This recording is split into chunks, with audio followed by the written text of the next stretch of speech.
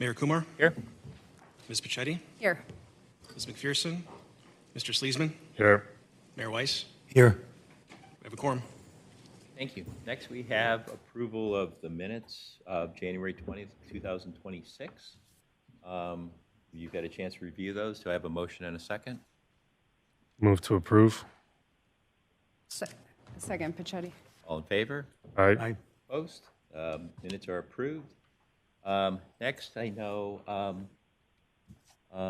we just wanted to put out a review of the current Board of Trustees committees. You see the current assignments. We do have another member joining us, another trustee joining us that has been identified by the City of Cleveland, which I think when will they be sworn in? Monday. Monday. So we'll have some vacancies there. If any of you had interest in changing anything, we can look at that. But Brett, I asked for a listing of them. Oh, you got the members by the committee up there. I see. They're underneath. Does it have the vacancies listed like that other form? The vacancies aren't listed on this form, but I can get you the one that does. That would be great. If you could just circulate that to the committee members so they can see if there's a vacancy on their committee on that. We can throw it out for any reassignments if we need to once we get everyone sworn in. But I think those have served us pretty well, and you guys are all doing great jobs. So we'll take a look at that. If you could circulate that to the committee afterwards, that would be great. Mayor? Could we add the compensation committee to the listing? Yes. Yeah, we had asked for that to be on there. Okay. So we had a complete listing of all the committees. It started out as ad hoc, but it's been anything but. Any other questions on that? I'll just make a comment if I could. So it does say a working draft, so I just wanted to reinforce that a lot of the content for the descriptions of the committees was based on a past document. So especially for chairs, if you're heading a committee, make sure that this is consistent with how you view the committee, speak with your liaison on staff, just to make sure we're all in alignment. And feel free to direct any comments to myself or Mayor Kumar. Thank you. Good. So just want to get that out there. Brent will follow up and the one that lists all the committees on there, because that does list the vacant positions the way we've had that composition in the past.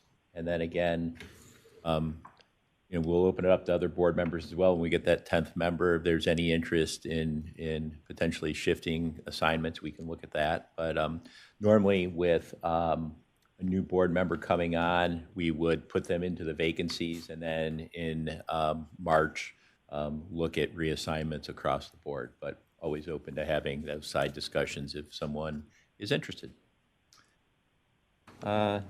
Next item, I think we had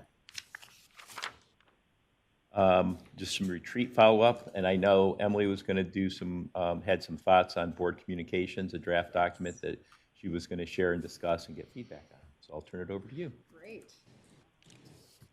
Thank you very much. So you might recall I perhaps foolishly raised my hand to volunteer to draft something in writing that was that would give us some informal guidance on just channels of communication for board-to-board communication and then board-to-staff communication. So if you have an issue, who do you go to for what? I think this is especially helpful for newer board members. I know when I came on the board, it was helpful for me to talk through who do I need to go to for what issues. So what I'll do is I'll pass these around. They're 2 pages. It's clearly marked draft. And what I'll do is just ask for input. There's no rush on this, but maybe through the end of the month. Thank you. It's just 2 sheets. Yes. I'm sorry. If I was more organized this morning, I would have them stapled and organized. Okay, so just real quickly, no, I'm open to feedback on any and all of this, but I wanted to clearly lay out why we're doing this, and it was just to provide some clarity and transparency around, how we're operating as a board. And then on the second page, I tried to provide that guidance of if you have an issue that requires perhaps discussion or you think requires discussion for all of the board, that would go to the board president or the vice president with a copy to the CEO. If it's a topical issue, we would recommend, if it's not urgent or high priority, that it initially go to the committee. And this is where we're trying to activate the committee structure a little bit. And if you don't know who the committee chair is or the liaison, that's why it's helpful to have this document that we circulated about the board committees and the staff liaisons labeled there. And then, of course, on day-to-day issues, day-to-day concerns, those can go to the board liaison with a copy to the CEO, and they can direct us accordingly. And I'll just reinforce that for staff who also has this, I'll share this with management, and then, of course, we welcome staff input as well. This is supposed to be a document that's useful for all of us. So, and then media inquiries, of course, go to Bob. So these are just reminders. I'd welcome, again, feedback through the end of the month, and then that is something that we really committed to at the retreat. It came up a lot, and we just want to get something in writing to have to refer to. Thank you. So with that, any questions or comments?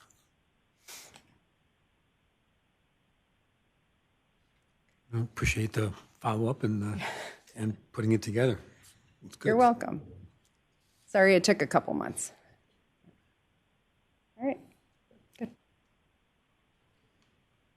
And I think the other thing, I know some of you had board members, just really a follow-up from our retreat on the strategic plan, just to circle back on any thoughts on that. I know we're trying to work, very collaboratively with the management team on and the outside entity engaged in refreshing the plan.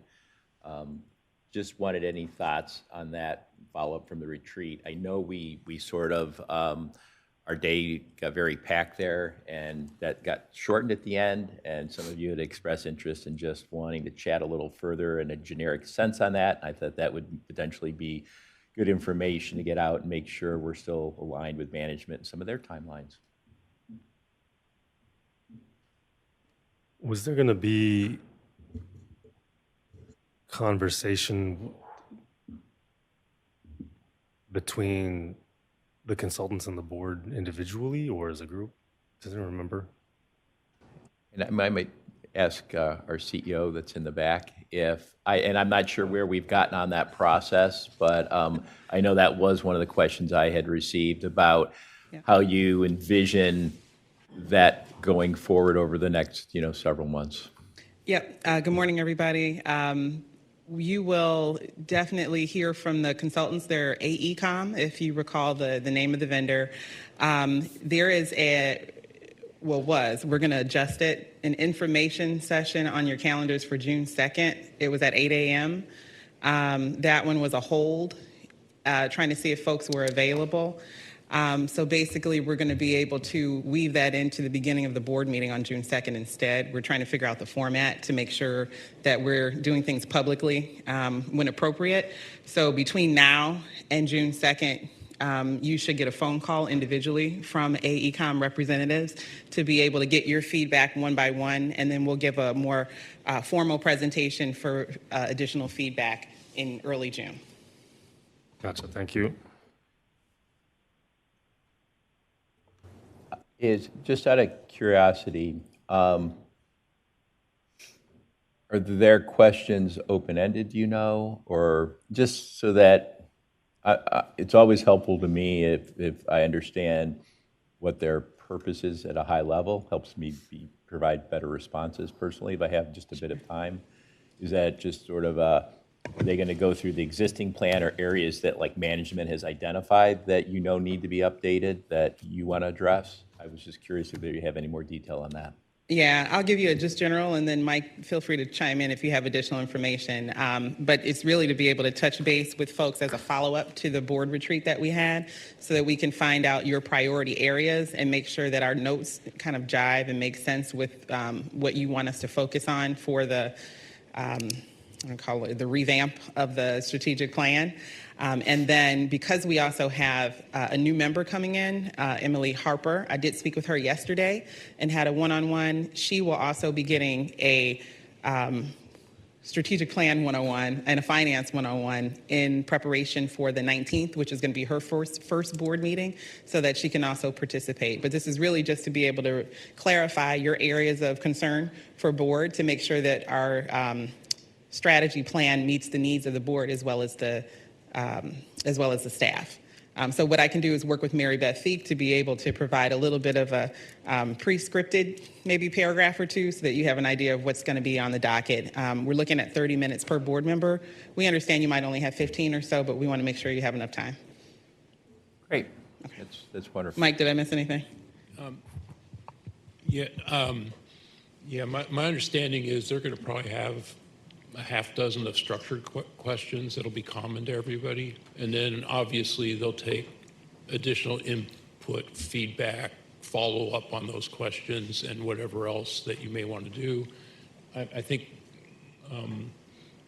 you should plan for 30 to 60 minutes when they reach out to you. And that outreach should happen in the month of May. So that way they'll have input from you before they do the info session at the beginning of June. So if they haven't reached out yet, they will soon. Okay, wonderful. And just if you could remind me, that you might have mentioned this, is there a timeline that we're shooting for this work with AECom to be completed? Yes. I think their goal is to have everything wrapped up before the end of the year. Okay, great. So if I recall, I don't know the exact schedule, but the goal was to have it wrapped up before the end of the year. And certainly the input that we're receiving now is a big piece of that. Great. And are they doing somewhat of the same with some of the DGMs, or is that coming mostly through you, India, just on the management side? So it's a bit of both. I've been pretty close with the coordination between Mike's team. Mary Beth Feek is our director of planning. She's the one kind of leading, the project manager, if you want to call it, for it. They're also meeting with DGMs as well as a group and individually, but usually we meet as a group together to be able to go through the different stages of the plan. And this is the inflection point where we just need to make sure that our vision is the same as the board's and that we're not forgetting something, and those are where we are in the steps right now. But there'll be several touch points between now and the end of the year so that you know where we are as we move forward. Yeah, that's great. It's just always helpful to know what you're shooting for within reason of a wrap-up date. I think that's helpful, especially with today's debt presentation and where we're heading at the organization, that those timelines are, pretty closely aligned. For sure. And I will say the June 2nd is really, think about it as a way to make sure that you all know what the other said. Because if we're talking to everybody individually, we also want to make sure that the board can see visually what everyone's comments were. So that's another thing to keep in mind. And we'll send out a little bit more information on it as well. But keep in mind that it is a one-on-one, but it's not an anonymous, right? So that your thoughts and feelings will be categorized by the board input. So be prepared to see some of those things. We always like to let you know that your feedback is important, but it is representative of the board. Yes. Yes, sir. Yep. Yeah, just as and maybe it was already sent, and so my apologies, but would it be possible to kind of maybe resend or refresh what was set out as a follow-up from the retreat? I think AECom there was some slides that we saw. Yeah. Just as a refresher before those conversations. I would find that may have already been sent out. Sure. Yeah, we can do, so we're nodding this way. Yes, we can resend the presentation that the facilitator went through. Yeah, and I think AECOM was there. Yeah, they were just kind of going over the broad strokes of the frame of the plan. Sure. If I could share, maybe along the same lines, and I may also have missed it. Will AECOM send out the questions in advance of the call? That was not the original plan, but if you would like us to send out a script of it, just to give you an idea of what they're going to ask, we can do that. Yeah, I just find it helpful to just give it a little thought before. Okay. So what we'll do, and Mike and I are both writing it down, we'll make sure to communicate that to Mary Beth and make sure that we're sending the PowerPoint presentation that AECOM gave along with the anticipated questions, at least to give you a gist of what they're going to go over with you. Yeah, that Okay. would be great. Okay, great. If I could just reinforce one thing, it might be in the slides, but just that if the timeline has changed, it's been a couple months since the retreat, so any update on the timeline and an understanding of how the timeline intersects with more any public-facing interaction. So when is a refresh of the strategy going to go public, or is the hope, I think will be important. Okay, got it. Thank you. That should be included. If it's not, we'll make sure that it's inserted into their PowerPoint, but the timeline is the same.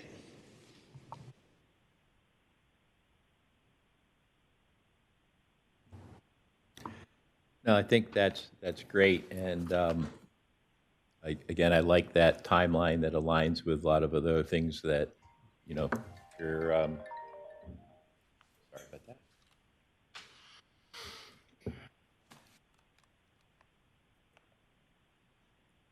I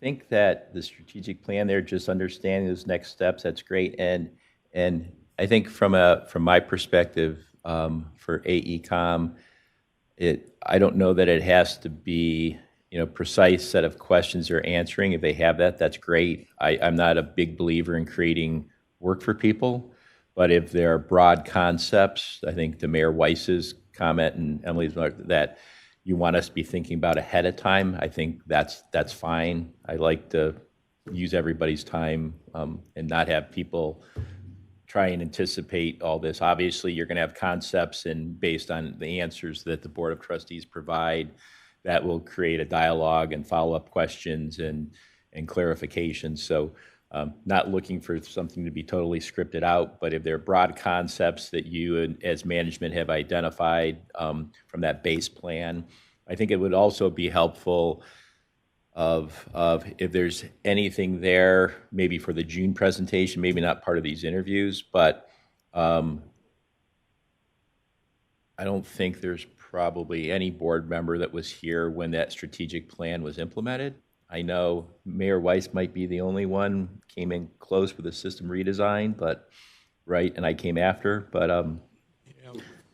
I think, you know, showing the base concepts in that meeting or at some point in late summer or fall of where we were with that strategic plan and how we're going to evolve it might be helpful for some of the newer board members, especially like Emily, at trying to understand where we've been, where we're going, why you want to evolve, and how we need to continue to meet the needs of our ridership. So again, at a high level, just keep that in mind that a lot of these board members are coming in at a certain point in time. We don't know what we don't know, and you guys are full of institutional knowledge. So if there's spots there that would be helpful just to fill in the foundations, that would be great. Okay, got it. And I will say you'll probably get a lot of that information at the June 2nd meeting as well, to be able to compare, contrast. I just wanted to put that out so they Okay. knew the makeup of the members, because they're not going to have that information. We've gone through Okay. we've talked a lot. All right, great. Yeah, I mean, we adopted it in basically October of 2020, so that probably does predate almost all of you. So, yeah, and I think we can make sure that, I think that introductory presentation, kind of looked at where we were, and we know there's things that we want to change emphasis and focus on, but even as we give you this material, if there's other things that you think we're missing, we need to get that. We need that input. If we send you this material and you say, wow, what about this? Again, so that's why the interviews and the feedback and the back and forth now is really important as we flesh out strategies and focus areas, but also even the objectives that go with that. No, that's great. I think the timing of these discussions with AECom to get our feedback, so then you can take that and run with it. And obviously, you've got a lot of management input. That's great timing, and a touch point in June. Halfway through the year for shooting for the December closeout. I think that's great timing. So it's all good from my perspective. Any other questions? Any other thoughts? Okay. Anything under miscellaneous?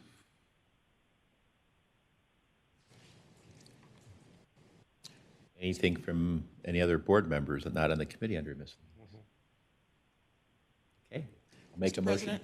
Yes. I do have something. Yes. Good morning to President Kumar and to the board. My name is Janet Burney. I'm General Counsel, Deputy General Manager for Legal Affairs. Just wanted to remind you that with the addition of a new board member, we will have a full complement. We'll have all 10, which is great.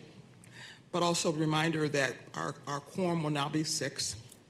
And also, in order to pass any issue, resolution, et cetera, we will need to have 6 votes. Just want to alert you to that. Thank you. And one clarification, thank you for bringing that up. That's always good to have in the back of our minds. Given that, and sometimes we do have abstentions properly, do we need 6 yes votes, or does a 5 yes votes and an abstention go with the majority? No, you will. Sorry. Yeah, that's okay. I always like to know before the vote, so. That's okay. I'll count heads any way you want me to. That's okay. Yes. Under Robert's Rules of Order, the abstentions count as no votes, so that you need 6 yes votes. So be mindful of that. First of all, again, I'm glad you brought it up. If you're not going to be here for whatever reason, make sure that Brent knows so that we can sort of be ready in the event that we have some people who need to recuse themselves, because we still would need, even if you're not going to be here, the quorum is still 6, and so we need 6 votes yes that are yes. Right, and I think that's a reminder, and I'll mention it to Emily, but I always, we have vacations, we have other work commitments and things that come up. Sometimes we have illness, but if we have a sense of when we might have some absences, that's very important to reinforce to the other members to make sure they're here on a particular vote. If we know we've got individuals, say from the city of Cleveland, that need to abstain on something, just so we don't get caught in that. I'm not anticipating a bunch of no votes, but it's not having people here for good reason and can cause us problems, so we can't conduct business. So thanks for that. This is a related note. I think sometimes we get into issues with quorum, not because somebody isn't here, but sometimes people have to leave early. And so I'm just thinking preventatively, if we could work with management to kind of forecast, or maybe Brent, you could help us kind of give us an idea in the meeting if we're expecting a packed agenda that we likely won't be able to fill in 2 hours, or we need to try to move faster on some agenda items. I don't think we've done that in the past, and I think we could. There's some agendas that we have blocked for 2 hours, but there's only one thing on the agenda, and it won't. We're here for 45 minutes, and then doesn't usually happen, but and then we adjourn, and then there's others that, of course, I've not been to that meeting yet. I think I've been to 1 or 2 in my couple years. I've been to several. Yeah, and then there's others that might go for 3 hours. So let's maybe we could work with you to do a better job of letting us know, and then chairs can be advised, if we have a cap on time. Otherwise, we might, especially in committee meetings, might go longer or something like that. So Just a thought. And I know one of the things in terms of transacting business, and, you know, every board makeup is a little different. But the thing I've shared with India is when somebody is presenting something, I don't need them to read the slide. If there are a lot of pertinent points and you want to pick out one or two things to say they have experience with other transit organizations and pick out one or two large ones, you don't necessarily have to read the 8 or 10 that are on the slide.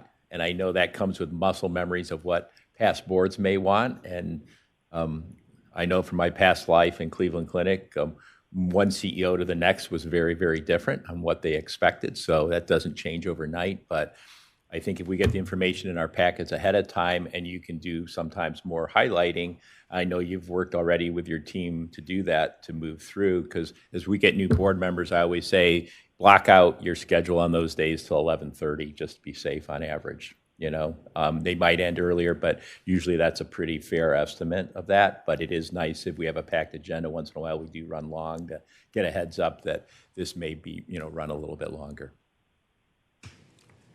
Good. If I can just clarify too, Mayor Kumar, when I said the quorum is 6, that's for board meetings for the full board. Right. The quorum for committees is whatever the majority of those committee members. So if you have 4 committee members, the quorum is 3, right? Yep. No, thank you for clarifying that, because you do, for public meeting purposes, that's a great point, want to look not only at the quorum of the board as a whole, but if you're having a discussion on the side, just with another member trying to clarify something, that's one thing. But if you have a group there, you want to be very careful about that, that you're in proper session. Okay, great. There's nothing else. I'm going to make a motion to adjourn. Is there a second? Second. All in favor? All right. Okay, meeting adjourned.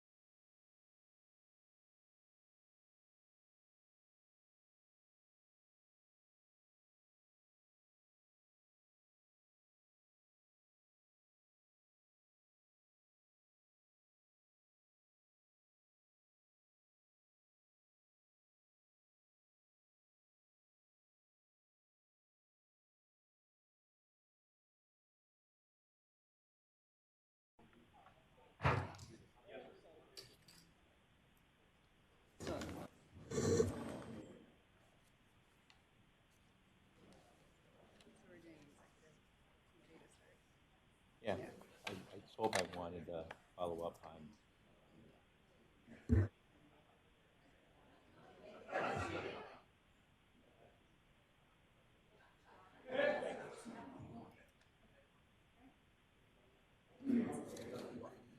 Brent, are we all set in the back? Yes. All right, we're about to get started.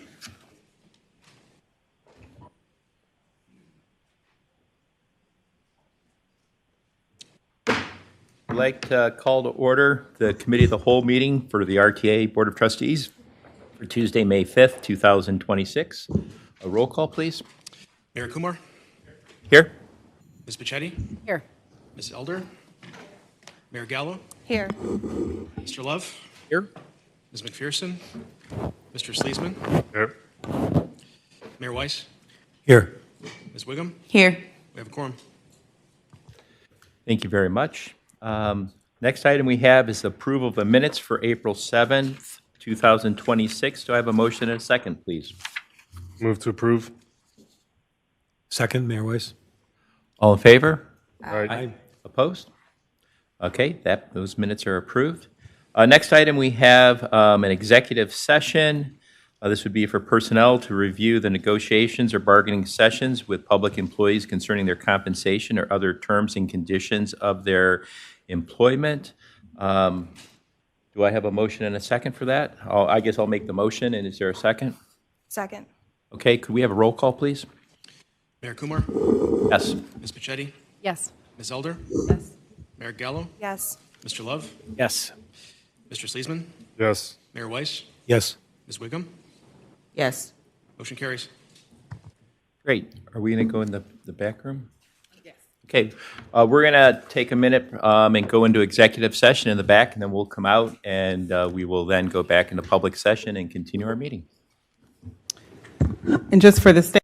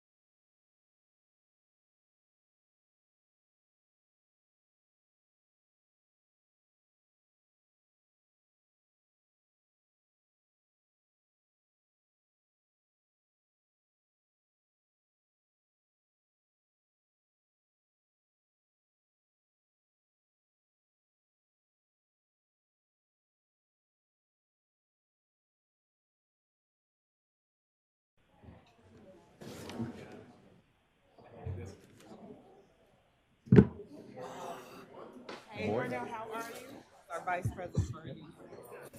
Brett, are we set back there?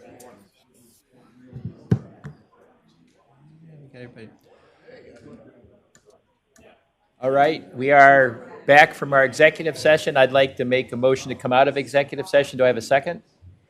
Second. Roll call, please. Mayor Kumar? Yes. Ms. Pachetti? Yes. Ms. Elder? Yes. Mayor Gallo? Yes. Mr. Love? Yes. Mr. Sleesman? Yes. Mayor Weiss? Yes. Ms. Wiggum? Yes. Motion carries. Great. We're back in the committee of the whole. Our next item is fiscal year 2026 bond issuance discussion. And we have Carolyn Young leading off the team, and I think there are probably others behind you. So welcome.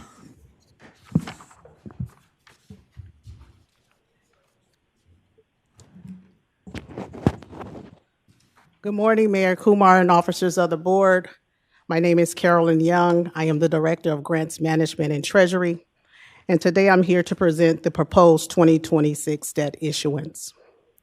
The presentation today will build upon the financial proposals that were presented to the Board of Trustees on March 24th, April 7th, and throughout first quarter. The proposed debt issuance requests $35 million of new debt for a 20-year term. The debt issuance will be payable from the sales and use tax revenues.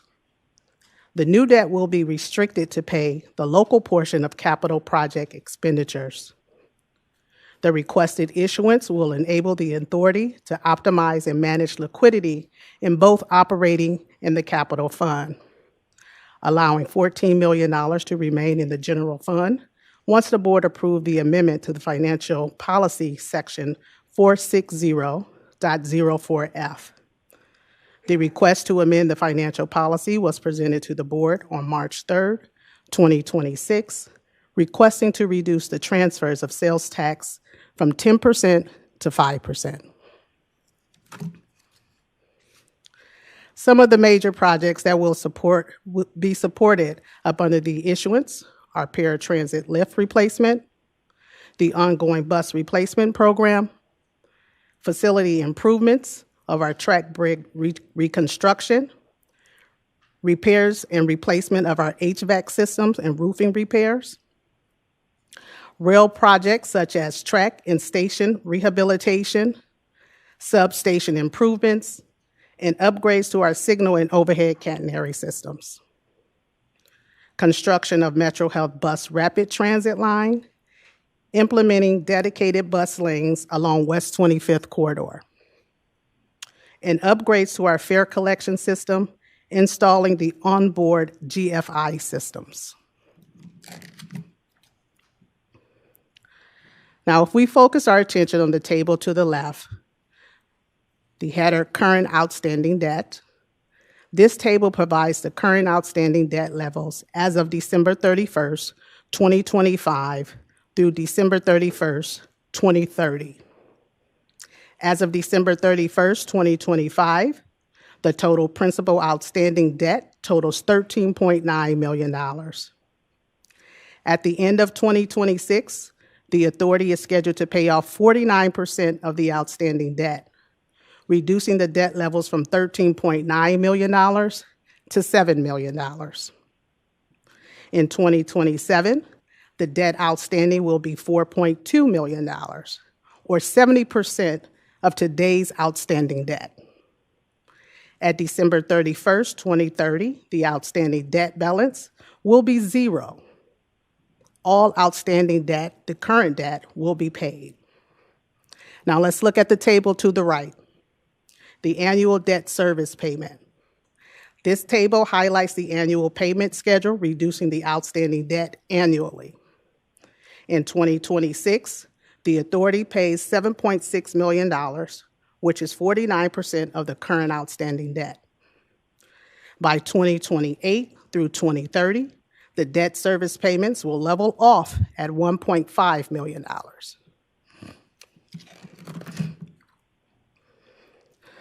This graph provides a visual of the current outstanding debt and proposed new debt. In 2026, the scheduled debt service will be $8.4 million, In the first year, the new debt issuance, the authority will pay interest only, estimated at $840,000. In 2028 through 2030, we'll see the debt service level stabilize at $4.3 million over a 3-year period. After 2030, the proposed annual debt service will be capped at $2.8 million. These levels will remain below the current debt levels for a 20-year period.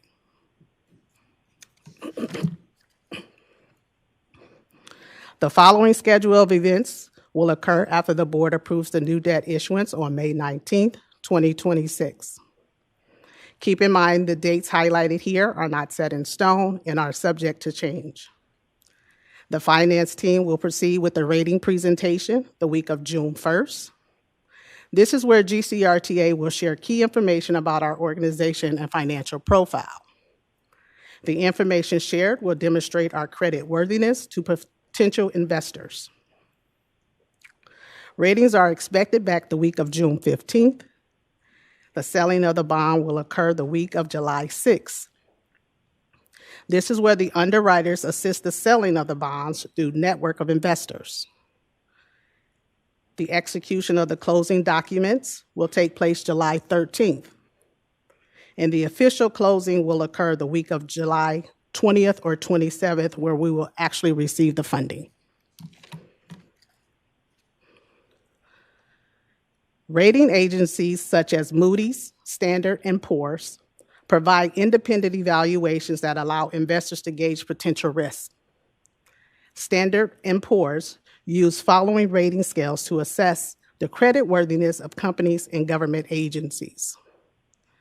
A AAA through a BBB minus indicates extremely strong capacity to meet financial commitments.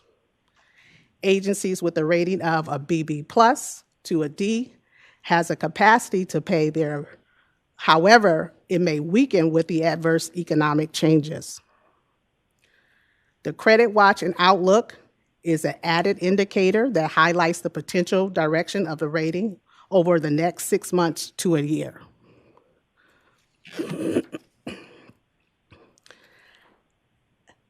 As of late 2025, the U.S. Mass Transit Rating and Outlook shows GCRTA rating at a AAA and a stable outlook, among other transit agencies in the nation. We also wanted to see how GCRTA compared against other public agencies in Northeast Ohio. As you can see, GCRTA rating is extremely strong.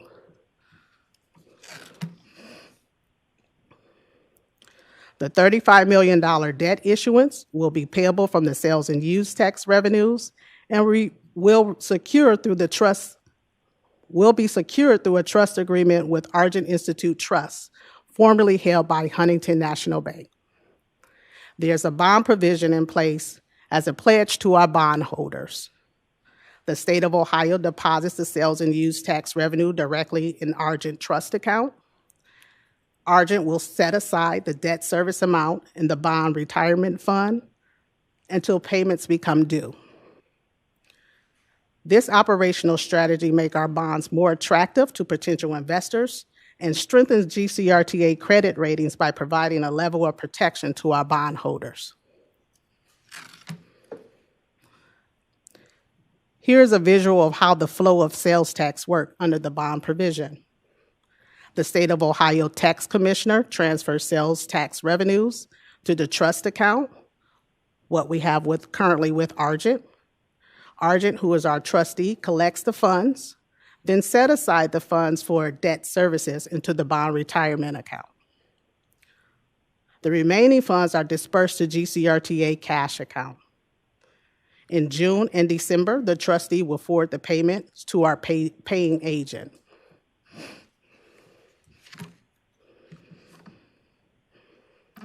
The financing team supporting the efforts consists of RTA staff, our senior underwriter manager, Lawrence Richardson from Huntington Securities. Lawrence is here today. Mr. Richardson is here today from Huntington Securities. Our underwriters, our co-managers consist of Bill Terlesky from Fifth Third Securities, Bob Franz from Stifel Nicholas and Company, David Tiggett from KeyBank Capital Markets. We also have in the room today our financial advisor, Bethany Pugh from PFM, who has been with RTA and supporting us over the past 28 years. We also have our bond counsel in the house today, John Merchant and team from Dinsmore and Scholl. John has worked with GCRTA for over 30 plus years on prior debt issuance and legal matters when needed. We also have supporting us the underwriter counsel, Teresa Metcalf Beasley with McDonald Hopkins LLC.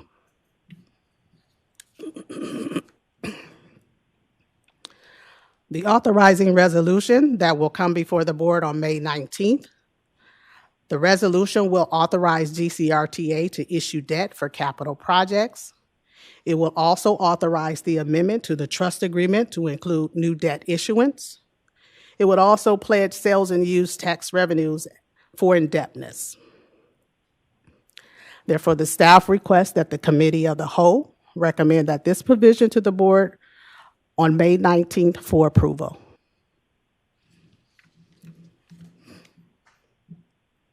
We'll take any questions at this time.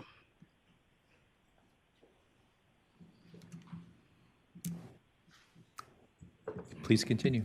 No, yeah, if I may. Thank you, Chair.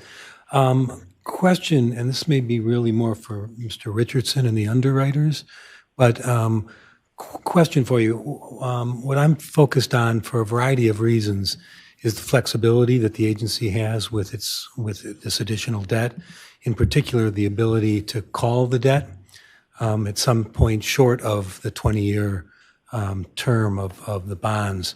I'm just curious as to what they're seeing in the marketplace on those periods where issuers can call bonds.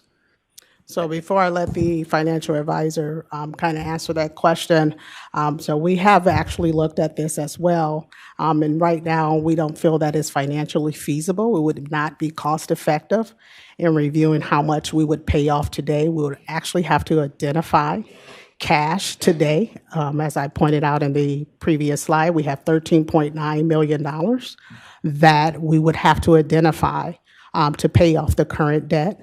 Right now, we're trying to mitigate the $48 million that we're seeing in our operating budget. So through the analysis, what it would actually cost the authority to pay off our current debt is roughly around $800,000 that we would see in a cash savings, which is not that huge of a difference of carrying on the debt to 2030. So if I can just follow up, I just want to make sure I'm following right. To be able to call the new debt, we're required to repay our existing debt first? Is that what you're suggesting? No, that's Okay. not what I'm suggesting. Okay. Our outstanding, so if I understand you correctly, are you talking about the new debt itself, the 2026, you would like to recall at some point in time if we were to receive it? So we have an option to do that. Okay. However, within our current bond issuance, as far as extending debt to our bondholders, there is a 10-year provision that's in there. So typically, we would have to wait the 10 years in order to pay off that debt. Yes, go ahead. Good morning. Again, Bethany Pugh, we're financial advisor to the authority in that capacity. We sort of sit on your side of the table and work with the RTA as well as the rest of the syndicate to ensure that documentation, so on and so forth, is in a best positions the authority to sell their debt competitively, which is actually done in terms of the underwriting by the underwriting team. In the context of sort of current market conditions, as Carolyn noted, the typical optional redemption provision or the provision in which bonds cannot be called without making the investor hold is 10 years. However, you can have shorter optional redemption provisions, and sometimes, depending on market conditions, 8-year calls, 9-year calls. So instead of having a 10-year redemption provision, an 8 or 9-year can be done cost effectively or at essentially minimal cost. earlier provisions tend to be, you have to pay up for that because you're essentially buying call protection from the investor. So those are all analyses we can do, but traditionally and typically a 10-year call is, or around 10 years is the standard for new issuances. So we're proposing that the new issuance would have at least a 10-year call provision? So one of the other things that will happen is we get a little bit closer to pricing and are able to survey the market at that time. If there are opportunities for shorter calls, and by shorter, I'm really talking about the range tends to be in that 8 to 10-year range, we can survey the market at that time and help the RTA make an informed decision in terms of whether it's worth to pay up for that additional, to purchase that call protection from investors. So that happens a little bit closer to pricing because it really is a contingent upon sort of the supply and demand dynamics at that point in time. If I may, just one last question. And I say that, forgive me, I do want to add something. If there is a strategic consideration that you have or policy consideration where we absolutely want to have this particular call feature, that's obviously something we can help you analyze and help you to determine what that's going to cost you. Okay. Yeah, I have had a conversation with Raj and John, and so I think there's still some thinking to do there. Just going back to our existing debt, is it callable now? The 14 million that's outstanding? And so I think when I was responding earlier, I was referencing our current outstanding debt.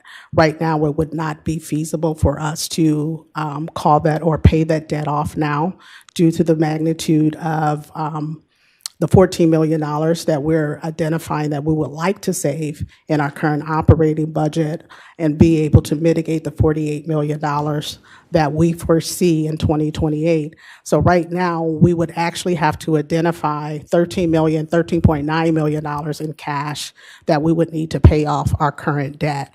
Right now, based on the analysis, the only cost savings that we would have behind that is roughly around $800,000. But we have the ability to do that if for some reason we had that cash, I think is your question? Yeah. If we had the cash. Does that? Yeah. Yes, if we right. had the and I cash. understand the financial end of saying it might be hard to accumulate that cash, but I think the question was, would that be an option if there was cash available? Yes. Okay. But otherwise, it's paid off just on maturity over the next 3 years. Right. So I think one thing, I don't know, a lot of the debt, as this graphic demonstrates, half of it will be gone by December 1. You're going to be making a maturity payment. So if we're talking about defeasing the debt now, today or in the next few months prior to that December payment, it would cost you $14.3 million to defease all that debt, obviously based upon current market conditions. And the savings over time that you would receive on a gross dollar basis is about $800,000. When you adjust it for inflation, it's only $400,000. So the question becomes, is it economical for you to spend $14 million to save $400,000? I do think I personally would be interested in seeing where we come out on the new debt with the call provision. 10 or even a little less would be right. Would be great. And as I said, if there are specific target timeframes that you want to hit, if you would like to look at 5 years, 7 year, 8 year, we absolutely can help you analyze the cost benefit analysis for that. Okay, thank you.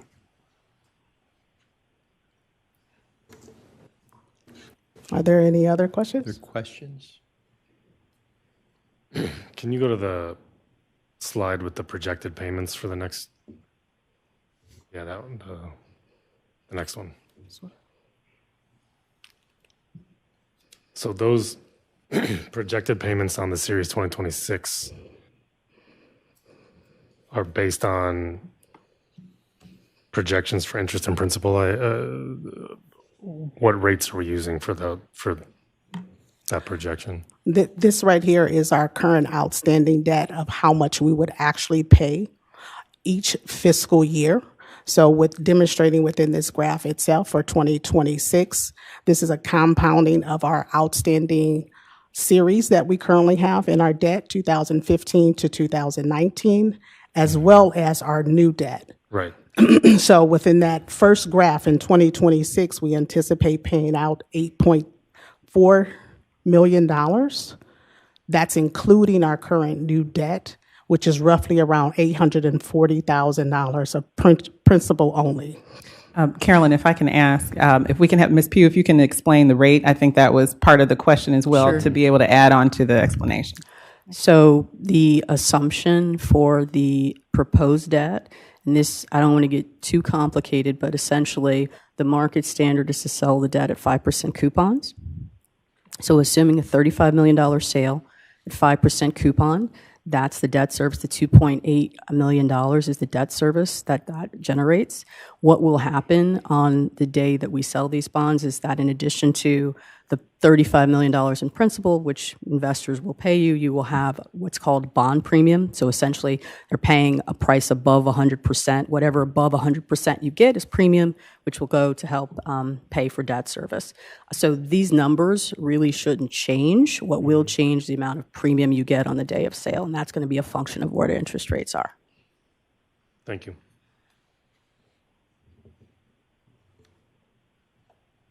Anyone else? Thank you so much.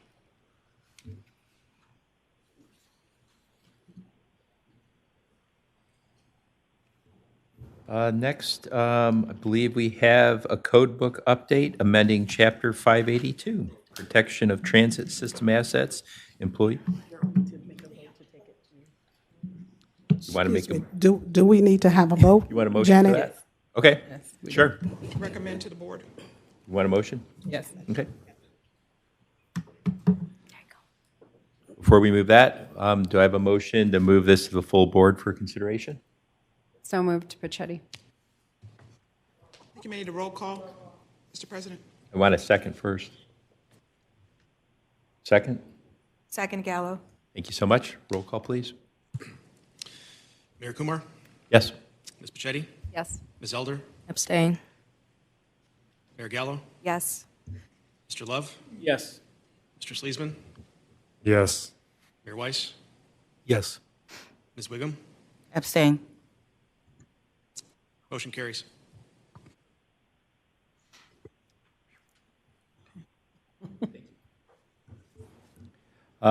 Next, we have a code book update. And we have Anna Lavix, Senior Counsel, and a few others. So Anna, I'll let you lead off. Good morning, Mayor Kumar, members of the board, Ms. Birdsong Terry. I am Anna Lavix. I am the Senior Counsel for Contracts, Real Estate, and Administrative Law. Also presenting with me today and specifically here to answer questions regarding this policy is Tracy Ext. She is our Senior Counsel for Labor, Employment, and Administrative Law. And I also have, always in backup, Flance Caver, our Deputy General Manager for Operations and Chief Operating Officer. As a matter of background, the codified policies and procedures of the Greater Cleveland Regional Transit Authority were codified in 1989. We commonly call this the Code Book. We are reviewing and updating these policies to bring them in line with our current operations. And by practice, we've been reviewing them and revising them approximately every 3 years, some of them more frequently than that. Today, we are proposing a new chapter. So before you don't have a red line because we're not making changes to an existing chapter, this is an entirely new policy we're asking the board to consider. It is for the protection of transit system assets, employees, and passengers. This policy is intended to affirm the authority's commitment to fostering a safe environment within our transit system. It grants the general manager, chief executive officer, the authority to enact or update procedures that define and address inappropriate or illegal behavior throughout the transit system. Public perception of safety directly affects our ridership, and ridership surveys over many years have consistently prioritized safety and security. This policy addresses passenger and employee safety. It improves public safety confidence, which contributes to the fiscal health and overall viability of our transit system.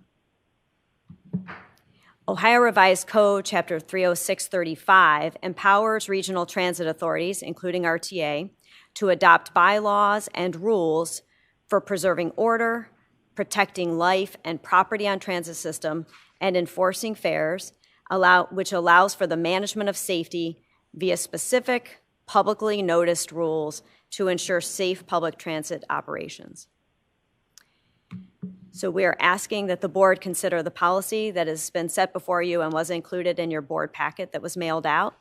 We would request that the Committee of the Whole recommend adoption of Chapter 852, Protection of Transit System Assets, Employees, and Passengers, to the Board of Trustees for approval. Are there any questions?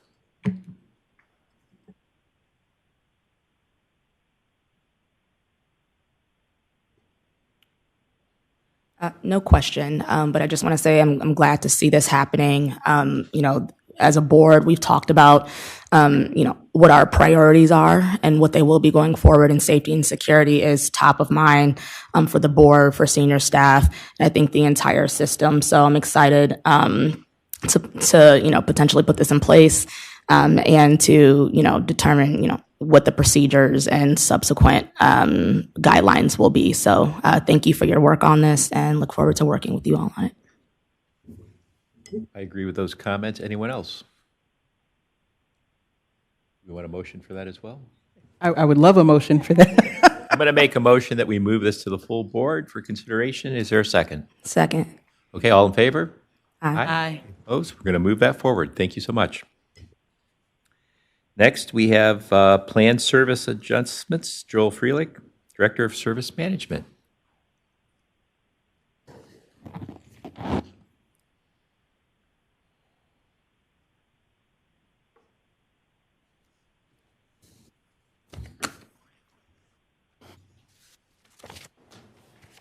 Good morning, Mayor Kumar and members of the board. I'm Joel Freilick, Director of Service Management, here to update you on our service adjustment. I'll very briefly review the financial background that Raj Gautam has presented in the past and which we did present to the public hearing. As Mr. Gautam explained, our revenue stabilization fund balance is declining and a significant cost reduction solution is needed.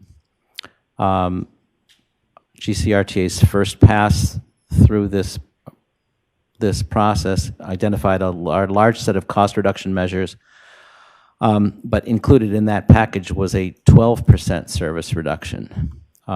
We were dissatisfied with that as a solution because of the magnitude of the service reduction. So we went back to the drawing board and identified a larger set of internal cost reduction measures so that the revised package still needed some service reduction, but one of about 3%. Following that, the staff identified what a proposed 3% service reduction, what we thought it should look like, and we have taken that to the public involvement process. As was presented to this committee, and then presented also in the public hearings, the timeline is here as shown, where the hearings, the formal hearings happened on the 13th, 15th, and 16th of April. The public comment period remained open through April 27th because there are many ways that the public is permitted to comment.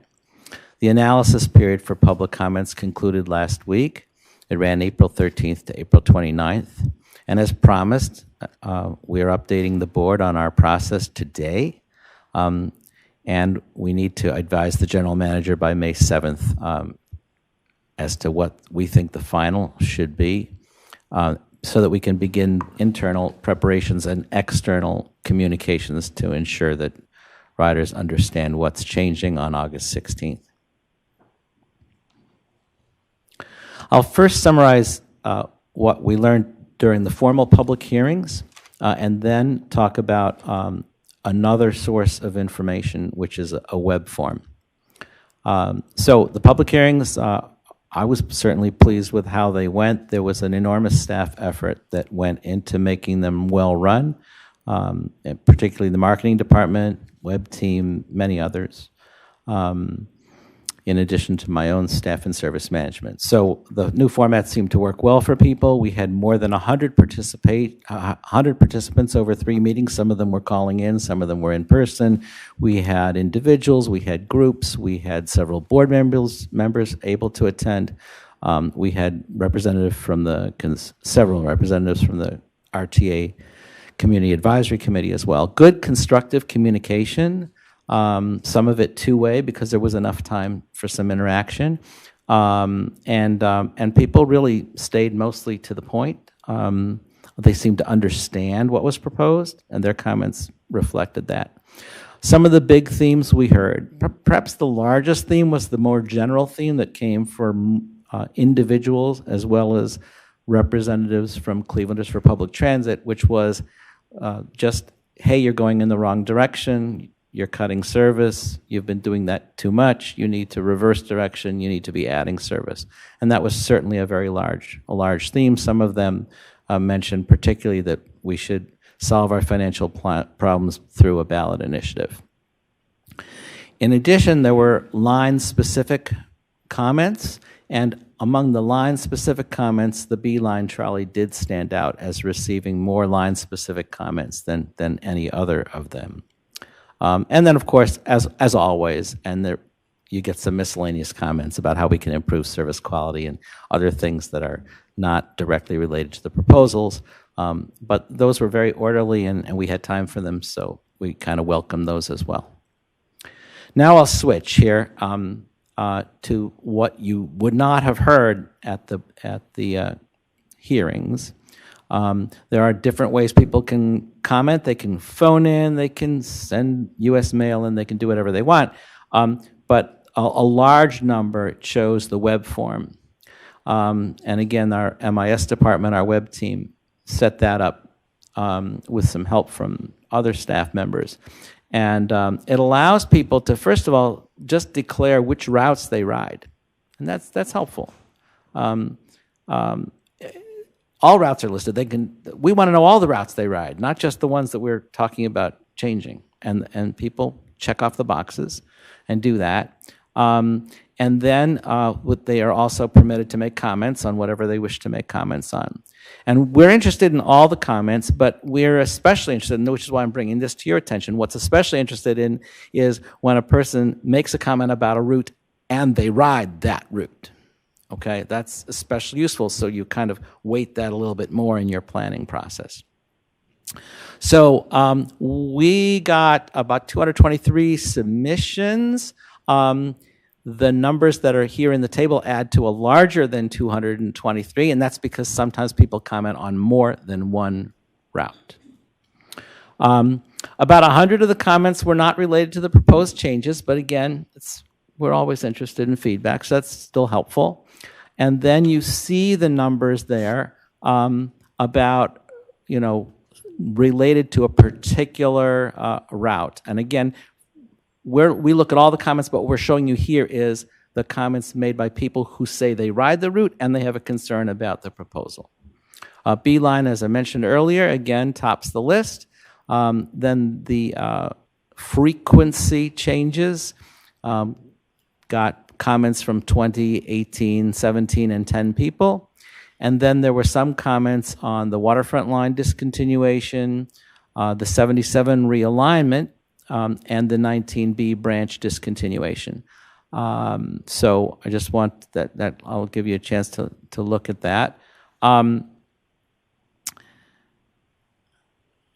come back to the 19B because even though nobody commented on it, we do know that our proposal benefits people going to Tri-C and at the expense of people who are going to the 19B stops on Fargo and on Richmond. Well, interestingly enough, we got a comment from an operator, very insightful comment from an operator, who said, the trip that goes in the morning out to Fargo, you should look at whether after visiting Fargo, it can still go on to Tri-C. Backtrack a little bit and go all the way to Tri-C. Look at that, see if that would fit in the schedule. Certainly couldn't do it in both directions in the morning, but maybe it could do it in the favored direction in the morning, which is visit Fargo on the way to Tri-C, drop people off at workplace on Fargo, and in the afternoon, reverse it, go straight to Tri-C, but on the way back to downtown, go swing into Fargo and pick those people up. Turns out that schedules out well. So we're going to do that. We'll continue to have a 19B. We'll continue to be able to go there, and yet we'll still get the benefit we were looking for, which is to go to Tri-C. And this was not, that one, along with the 77, was not a money-saving proposal. So the budget doesn't care which way we go, but the people do. So our recommendation to the CEO as of right now will be to implement the proposals that save the funds, to continue vigorously to consider new funding options that could help change the direction of, as some of our customers said, could you please change the direction, the overall direction, to growing instead of shrinking. We're going to modify that 19B per the operator's suggestion. And then a very minor item with the number 77. That's another cost-neutral one that helps more riders than it hurts. And we're going to go ahead with it. We're going to recommend going ahead with it. However, there's been a delay. We haven't been promised the new intersection will open, the one we need to drive through to make that change. So at this point, August 16th is very, very unlikely and is more likely to occur at the end of the year. At this point, Mr. Chairman, I'd be happy to take any questions. Just one question on the downtown trail. What's the daily ridership on that, on average? I'm not sure I have what I can recall right off the top of my head is that it's only carrying a few people per one-way trip. So it's lightly used, but there's a geographical factor here, and that is that when you remove the trolley from the network, the resulting network is almost as valuable as it was from a transportation, mobility, and access point of view. And that's because we have other services running on the main downtown streets that run just as often as the trolley and run during all the hours that the trolley operates. We run that same frequency of service all day on Superior and Euclid and St. Clair and Ontario. So, as well as on parts of West 6th. So it just doesn't add that much value to the network. It's if you have a chance to shoot that out to us. Sure, we'll do that I don't again. expect you have all that. And then the only other question I've received a few phone calls is with some individuals that have mobility needs. I'm going to guess you've considered this. Yes. Where even though there is service, going that extra distance would be difficult for them.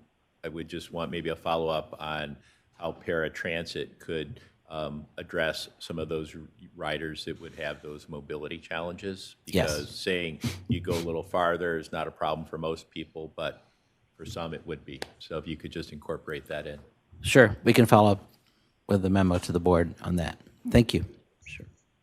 Joel, if I can just piggyback just for a second, I'm putting you on the spot a little bit. The average frequency of the trolley?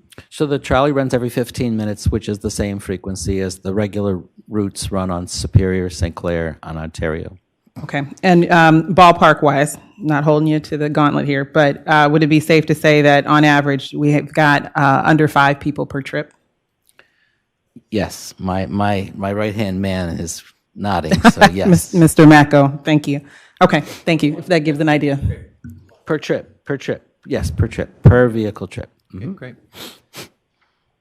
Any other questions? Yes.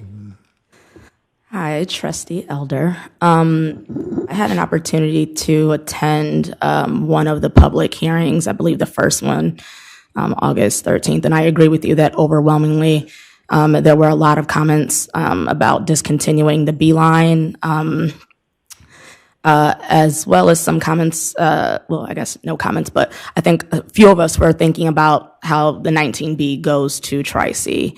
And I guess I'm curious, considering that those comments were, hey, I use this B-line to go to a myriad of businesses in the downtown area, and then some of us just use it every day because, or almost every day because we do, aka me. I'm just curious to know what our community partners are saying, if they're saying anything about what support could look like. I think I have an understanding that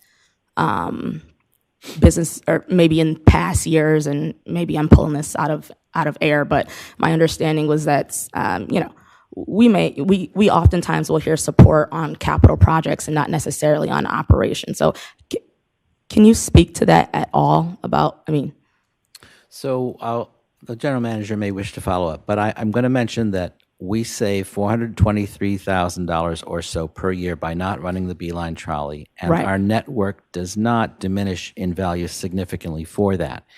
Now, You said it does not? It does not. It does not really diminish in value. Nearly everybody who boards the Beeline trolley would instead either they're riding 1 or 2 stops and they'll walk, which they do on some days when they don't see the trolley coming, or there's a parallel bus route often on the very same street, and they would end up boarding that instead. So from a regional mobility perspective, it doesn't add that much. There are downtown organizations, however, whose mission is just to focus on making downtown more competitive with other counties and even with other cities in the county. And so sometimes you can get some support, but not always. So Yeah. That's my cue. All right. So good question. I appreciate that, Trustee Elder, and definitely Joe for the technical answer. The political answer, the community answer is that we are very much in conversation, have been in conversations with our kind of local stakeholders in the downtown area, specifically through the downtown Cleveland kind of grouping of a lot of the stakeholders that could enjoy the services. We have seen a market decrease, I think, over time in ridership, and then the advent of COVID added to folks that are not necessarily coming into the workplace, but we're seeing a reversal of that. In short, the conversations have been, the trolley is important, but there has not been a rallying around paying for it. And that's the important part of this as well, because it is a free service. I do the air quote because it's never quite free, right? We still have to pay for it to run. And that's been the financial burden for the RTA. I say financial burden is what we do for a living. However, that's not how it originally began. And so when we look at the inception of the route 15 to 18 years ago, way before my tenure here, the idea was to have stakeholders pay into the route itself so that it could remain free to the public. That has eroded over time, and so RTA has been bearing the brunt of that full cost for over a decade. And so that conversation has been had by myself, particularly with the leaders of those stakeholders. The idea that we are also open to rerouting it if need to be, if we get to a point where those stakeholders would like to see it retained, but we have to talk about the cost in order to do that, especially to make sure that it remains free to the public, especially in the advent of very low ridership, given our financial situation. So we will continue those conversations in earnest. I just had a conversation with a couple folks last week as well, so they're very well aware that this is on the chopping block, so to speak, for August, and did make that verbal presentation. We will follow up in writing as well to make sure that they're aware of all of the pros and cons, but at this point we have not received an offer to pay for the route, but we definitely are aware that if that does change, then we can be able to adjust as well. Ms. Yeah, Terry, I I would appreciate like that. to add something, if I may. If the Beeline ceases operation on August 16th, the vehicles you see will remain in operation by the GCRTA on other routes, which means that if no funder comes through this year, but a funder comes through next year, there's no loss. The route can be restored on its current alignment or on a varying alignment. So do not feel like when that date comes, it's lost forever and can never be redeemed, because that's not true. Yeah. I'm sorry. go ahead. I didn't mean to interrupt. One additional thing, we often get asked, but what happens to the trolley buses or the trolley vehicles? They are indeed buses, right? I just wanted to make sure that Right. folks understand. They are buses. I've seen them in the flats. I've seen them down Even here. today, you see them on see them on the routes. route. Even today, you see them on routes.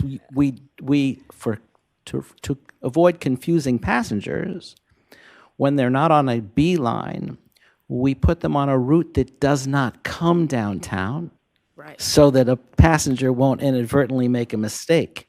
But they are suitable for several routes, and they are used on other routes. And that would just continue, so it's not as though oh, too bad, 2 months late and it's too late. No, that's not the way it works. Yeah. Yeah, no, I appreciate both of you guys' comments.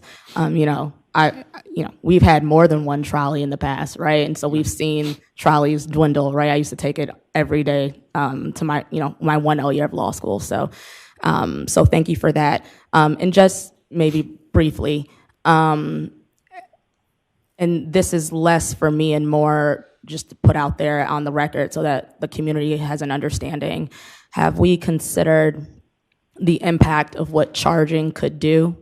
And if so, what is that impact and does it change?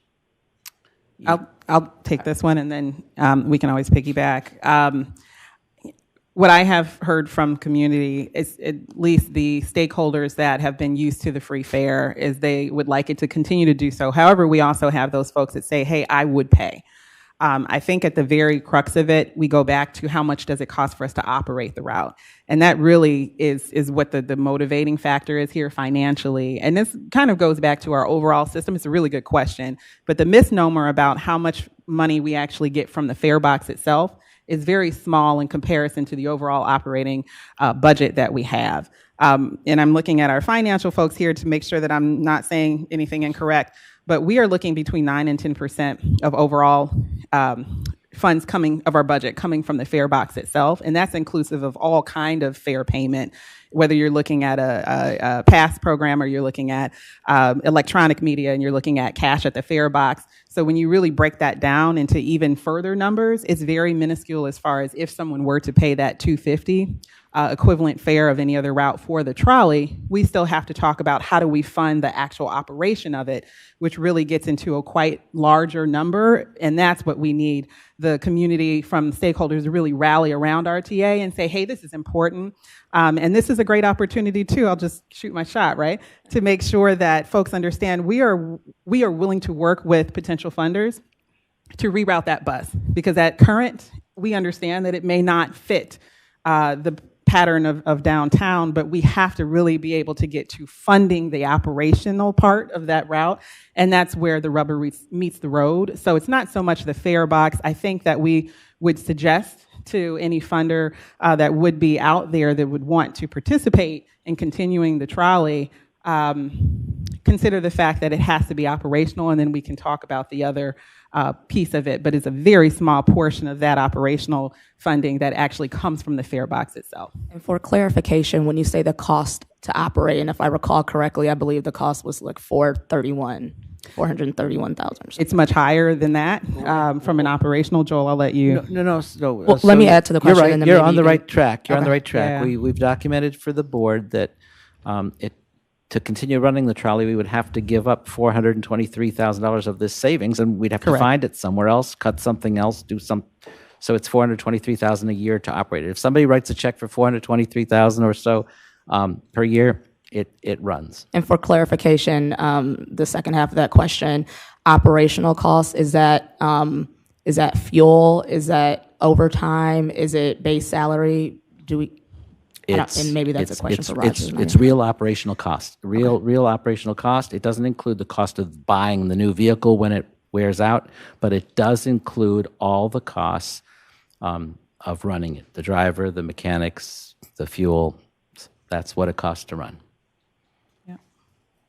So we'll continue those conversations, and hopefully we get an angel to be able to assist. But at the end of the day, I do think we have to remember if we are in a situation where finances adjust, we are more than willing to take a look at that and see how we can best meet the needs of downtown patrons. And that's really the crux of it, because we don't want to strip service. But at the end of the day, it's very difficult for us to sit before you and the general public to operate a service that is free to the public, is not originally constructed for RTA to absorb, with very low ridership, if any, on a daily basis. Well, thank you. It will, it will be a loss to the downtown community, but I am hopeful that we'll figure it out along with our partners.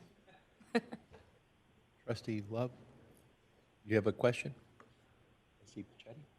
Yes, just a few things. I know we have 2 packed committee agendas still moving, so I'll try to be quick. I just want to thank GCRTA staff. I think you guys did a wonderful job hosting those meetings, engaging folks respectfully in those meetings, waiting around to see if members of the public might still come at the end of the 2 hours. I just really felt that, at least for the 2 of the 3 that I attended, that was the case, and I wanted to call that out. I also want to thank members of the public. It takes time out of your day to come here. It takes time for them to write in a web form. I hope that in some way we're responding to the web comments just to acknowledge them, appreciate them, keep folks engaged, and continuing to give us feedback far beyond these particular service cuts. And then lastly, I just wanted to say that I was surprised with the recommendations that it didn't have something about the trolley, given so many comments. And so I would just, given our conversation today, to continue to encourage dialogue on, what it would look like to change frequency, routes, seasonality, pricing. Like, what are our different options? Are there different options? I didn't hear much of that today, but we started just talking about that, and I just continue to encourage that in terms of just what are the scenarios, because it was such a important topic for many people that I heard. And that's it. That's all I have. Thank you. Any other comments? Okay, if not, thank you so much. And I don't believe that was just an update, correct? No action required? Great. I am going to make a motion to adjourn the committee of the whole meeting. Do I have a second? Second, Gallo. All in favor? Aye. Aye. Opposed? Meeting is adjourned.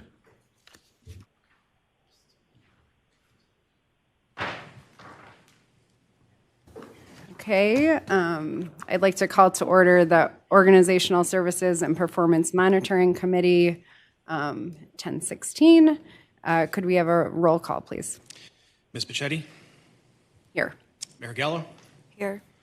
Ms. McPherson? Mr. Sleesman? Here. We have a quorum. Thank you. So we have a few items on the agenda today. Sorry. Yeah, the first one being the approval of minutes from the March 3rd meeting. And do I have a motion to approve? Those are in front of you. Any questions or comments on those? Do I have a motion to approve those? Motion, Gallo. Oh. Second. All in favor? Aye. Any opposed? Motion passes. Okay, those minutes are approved, and then we'll move on to our first presentation is by Dave Basso and Jen Martin on the elevator and escalator maintenance and repair.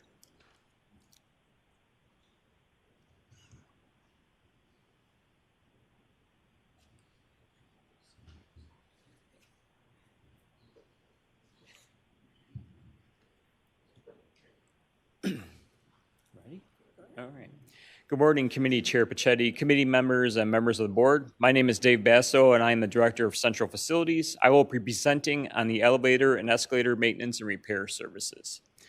Some history and background here. So RTA currently has 33 elevators, 12 escalators, and 3 platform lifts. Our equipment is located in 24 different locations, which are in stations and buildings, and they're maintained for public use through our preventative maintenance program.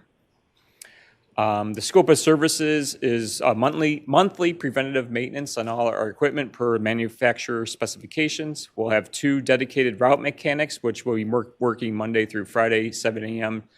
Through 3:30 p.m. I look at those dedicated route mechanics as they work for me, even though they work through the vendor technically.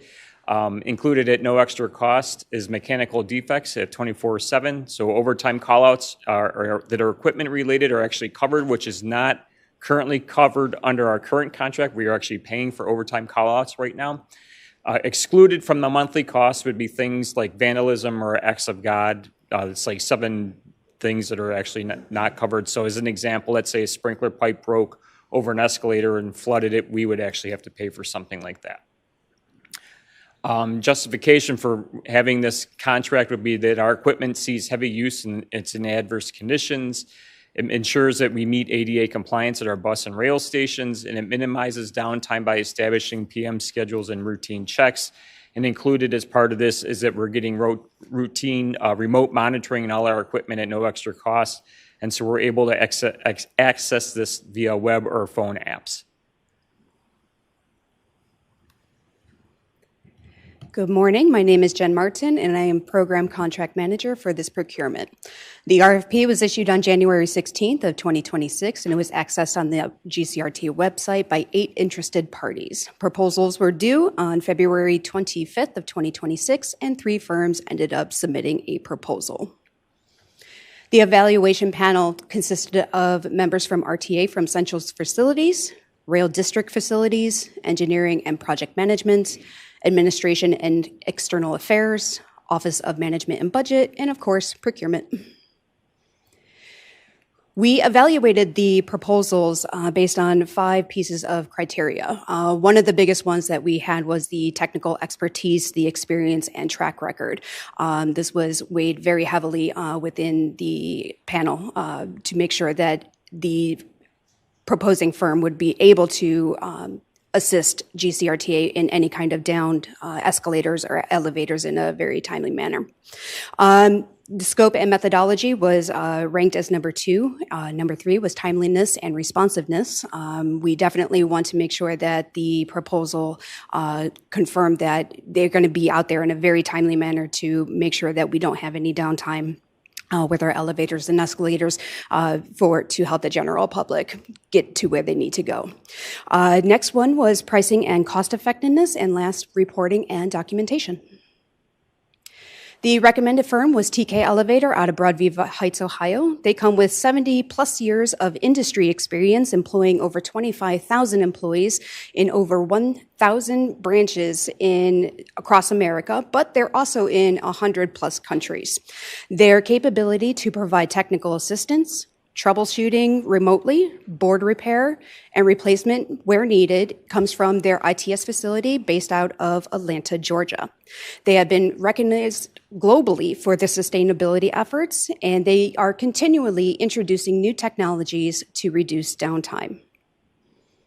The firm's experience is that they employ 24 mechanics out of their local union, elevator union out of 17. They are offering 2 dedicated overtime on-call technicians and dedicated to escalator repair crews. As I said, they're based out of Atlanta, Georgia. And they're going to be offering a 24/7 customer service contact. They're going to provide virtual support to their local mechanics. So basically, with their remote capabilities, they will be able to find out the problem in real time and contact their overtime technicians and GCRTA so we could speedline the repair of any down services. And they have experience in large agencies with similar requirements, including Southwest General Hospital at various locations, Baldwin Wallace University, Cleveland Metropolitan Housing Authority, John Carroll University, Rocket Arena, Go Cavs, and various others. So the contract amount is a 3-year base contract with 2 one-year options, and the 3 base year term would be $3,120,000. Option year 1, $1,100,000. Option year 2, $1,120,000, and the total 5-year contract would be $5,340,000.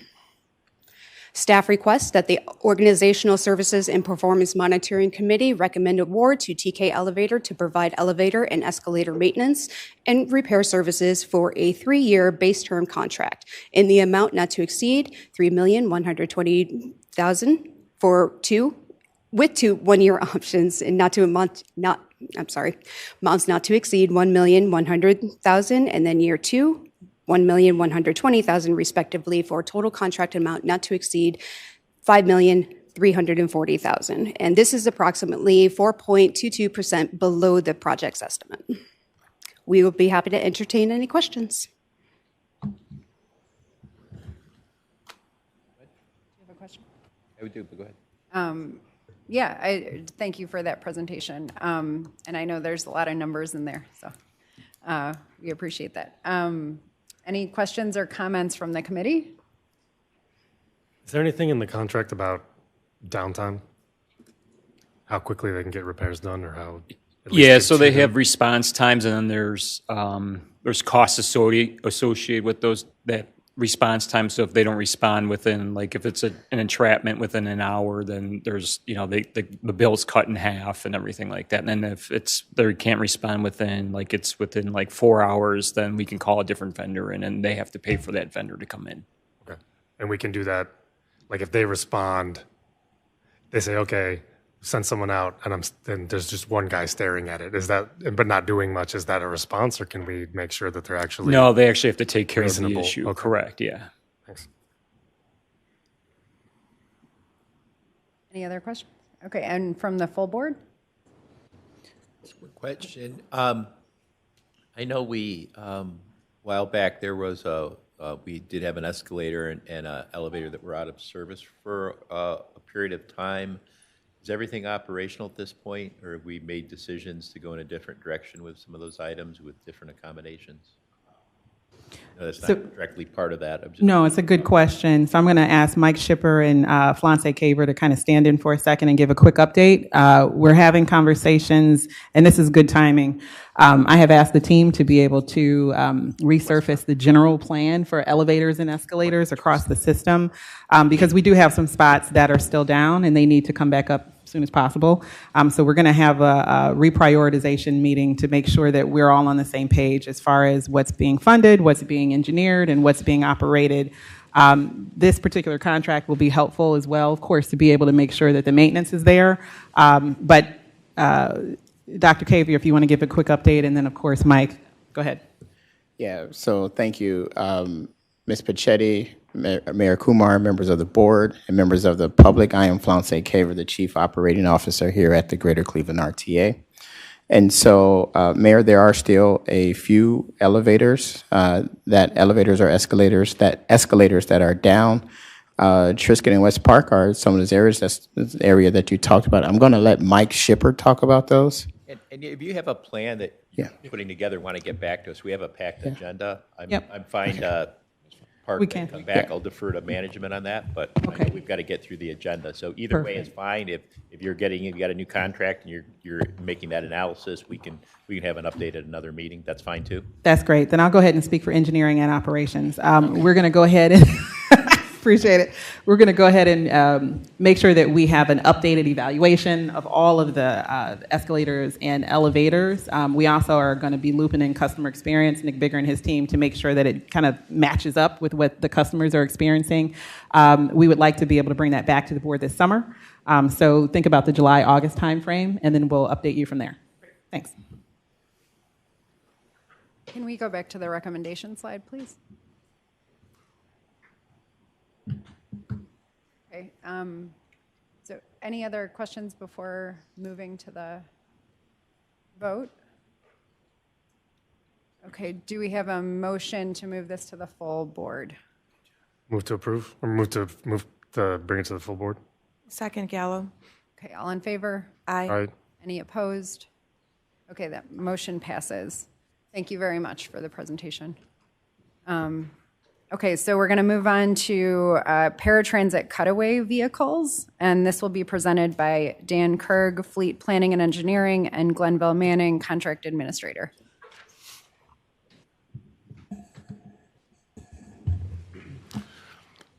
Good morning, Chair Pachetti, committee members, and members of the board. My name is Dan Kerg, and I am Fleet Engineering Manager. I'll be presenting today with Glenville Manning from procurement on the purchase of 26 paratransit coaches. GCRTA operates 82 paratransit demand response vehicles servicing Cuyahoga County. To provide reliable service, approximately 10 replacements a year are needed on a regular cycle. The count of 26 buses this year includes both replacements and expansion to 90 buses. Our expansion plan is at 100, so this year we'll get to 90 from the 82 you see on the first bullet. And this will be a state contract purchase. This is a vehicle that we just purchased and now has been in service for a few months, one of 19 that we got. We will be buying the same vehicle. The 26 vehicles will be the same vehicle, virtually identical.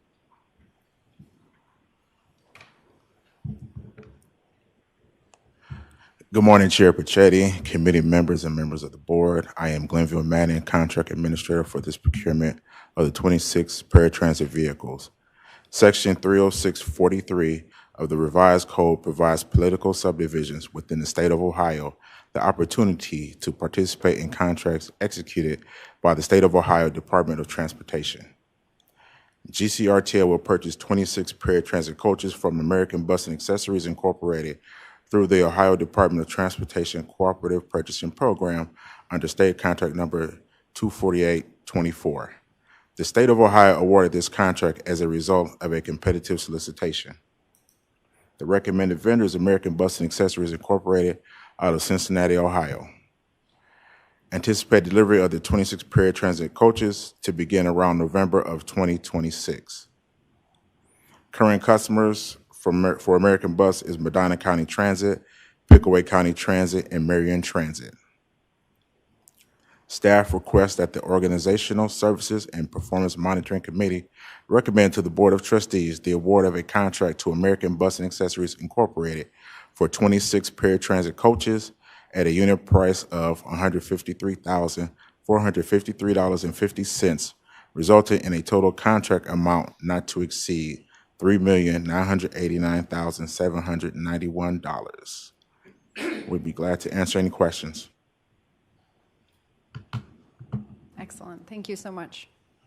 Any questions from committee members? Anyone else on the board?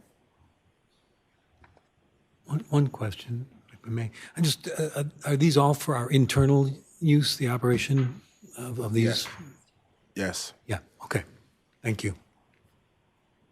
And just to piggyback on that, this is part of the build out of the fleet to 100 or so vehicles, I believe. Is that correct? Yeah, that's correct.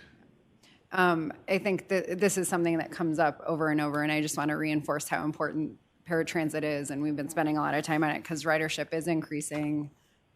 It is an important line item for us, and so I just appreciate you guys coming and presenting to us today.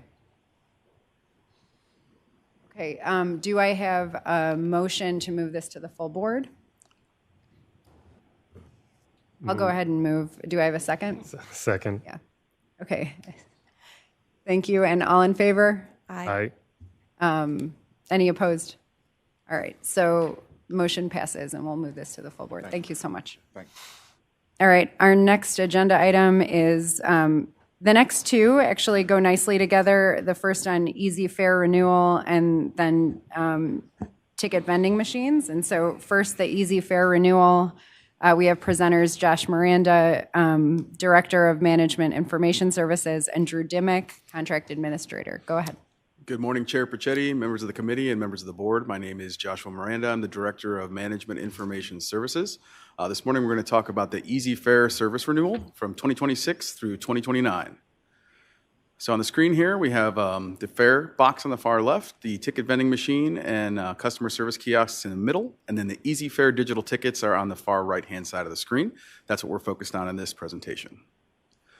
So Easy Fare overview, 2022, we did $2.7 million in about 5 months. In 23, we did $7.19 million, 24, $8.75, and in 2025, $9.3 million. We have a total unique user account ID of over 615,000. And the most popular fare type each year is the one-trip bus rapid transit BRT. There's a representation graphically of what we talked about on the previous slide. So in 25% of the base was 6,927,000. 25% in 2024 at 8,320,000, and 28.45%, which was 9,056,000 in 2025. This is a slide to just represent what the structure is in terms of fare payment structure. It is the same across the board, no change. And with that, I'll turn it over to procurement.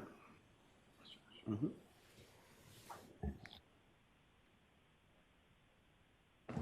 Good morning, Chair Pachetti, members of the committee, and members of the board. My name is Drew Dimmick, and I'm the contract administrator for this procurement.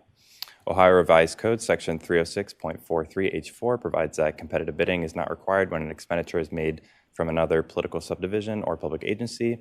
as this is a cooperative purchase agreement made available through our interagency agreement with NeoRide. The authority is exempt from competitive solicitation.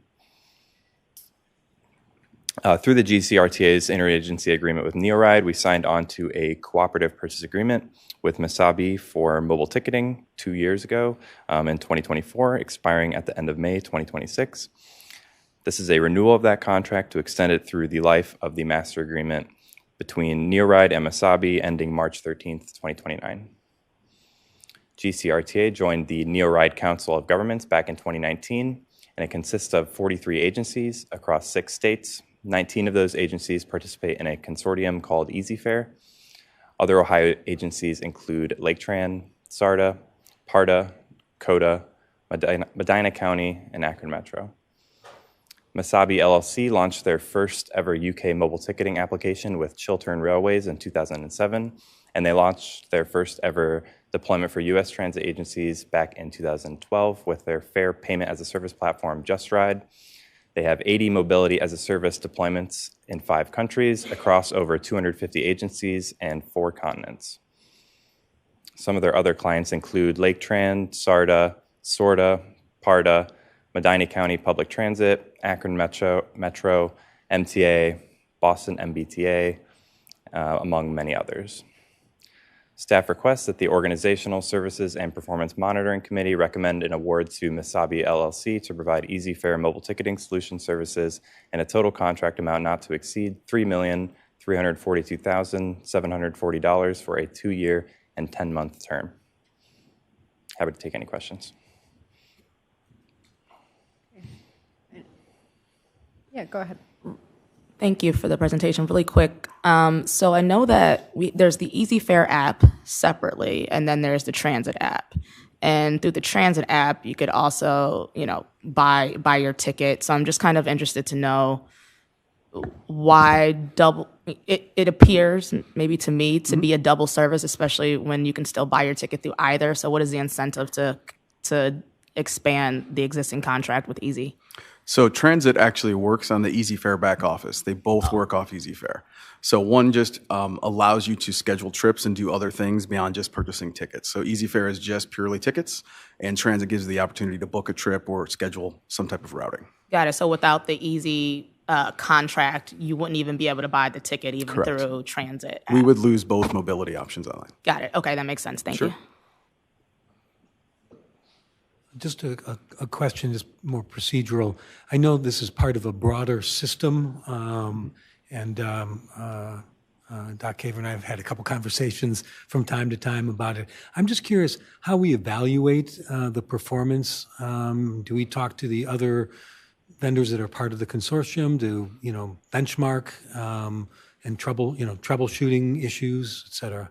Absolutely. So there is a subcommittee held by the by the NeoRide group that's focused specifically on EasyFare. So they meet on a continuous basis.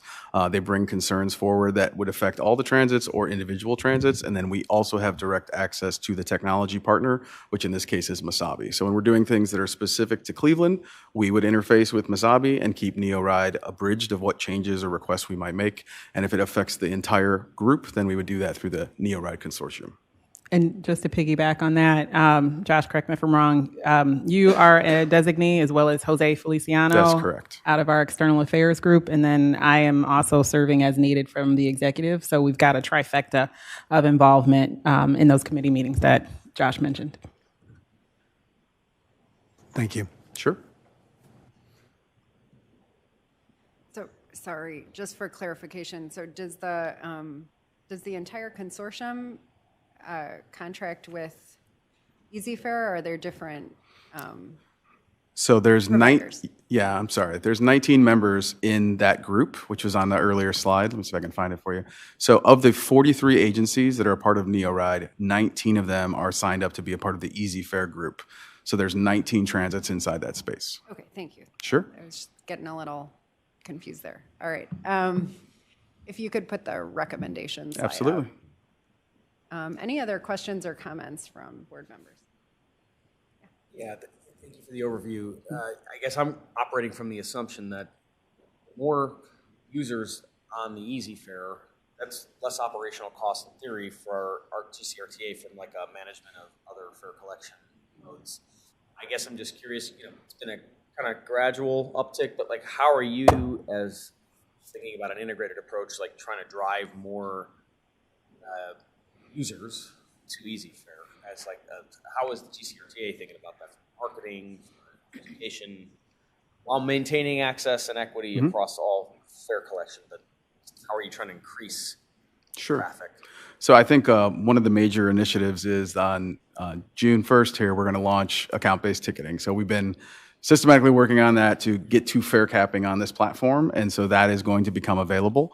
This platform makes that possible. The algorithm has to be there and has to function. So we've spent a lot of time as an organization preparing for that, and we believe there will be some adoption based on the upside of that product. So we're hoping it'll happen organically, but I think ultimately, based on what we see, we might take additional steps.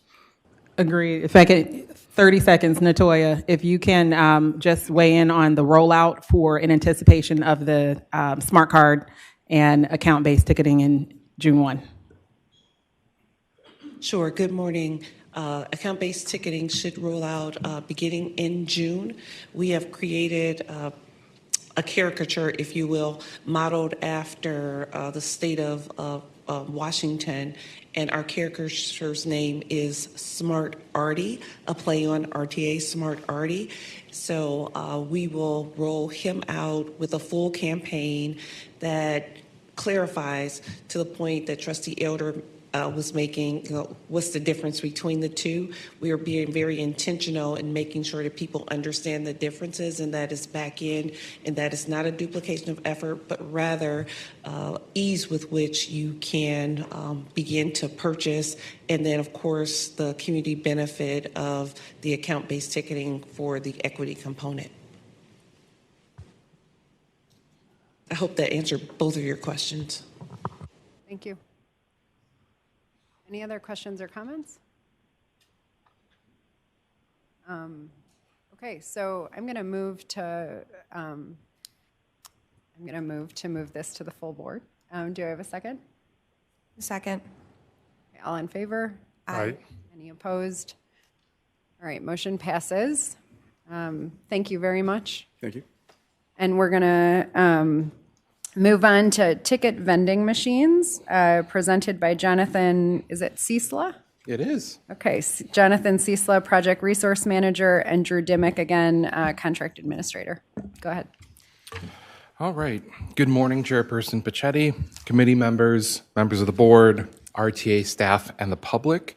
My name is Jonathan Ciesla, Project Resource Manager in the Management Information Services Department, and we are going to discuss the purchase of 75 new ticket vending machines for locations around our system. I might slip in and out of saying TVMs, so TVM equals ticket vending machine. We currently have 130 vending machines throughout our system. Now, why are we reducing it for 130? And also, why do we need ticket vending machines in the first place? Well, the answer is one and the same. As digital means become more utilized, the purchase and use of physical fare media at the current TVM locations has decreased. So of the 75 machines, 64 will be deployed, with the remaining 11 for testing and spares. However, not everyone is or can be digital. So on June 1st, with account-based ticketing, which enables fare capping, smart cards will launch to the public. We're only able to sell those smart cards currently online and at the Tower City customer service. Once you get a smart card or account through one of the apps, adding funds with cash can't be done at any of the stations or these machines. So we're going to enter in the new ticket vending machine. Smart cards would be sold by them. Those using cash or card will be able to add funds to their accounts.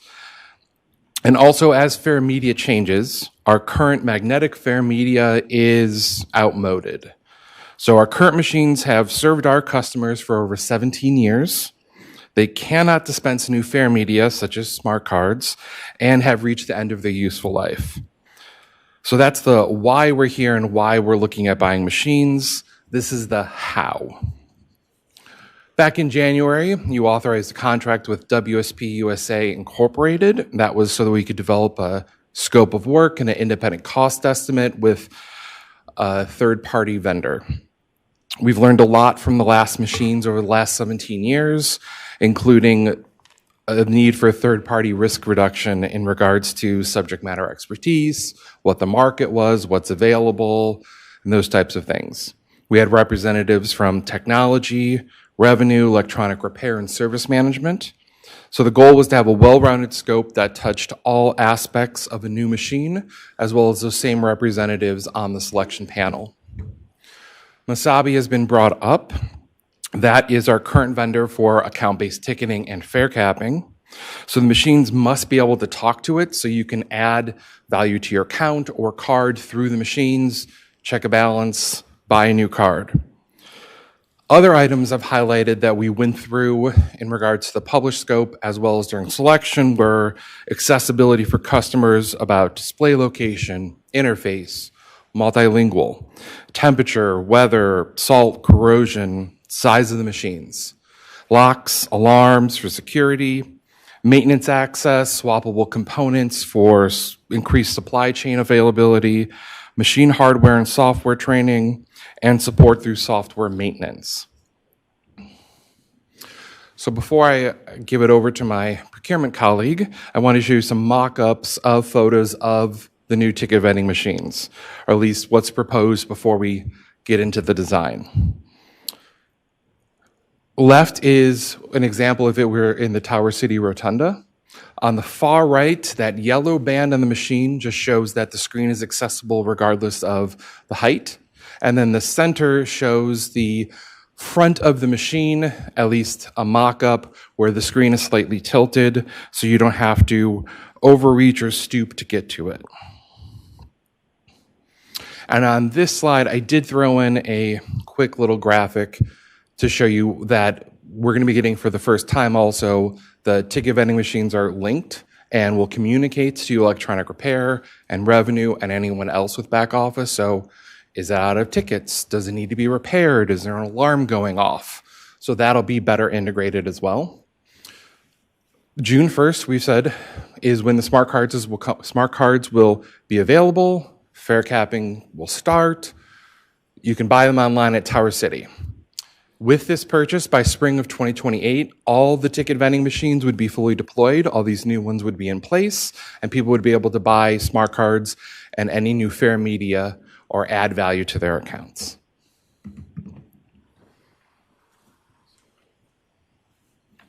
Good morning.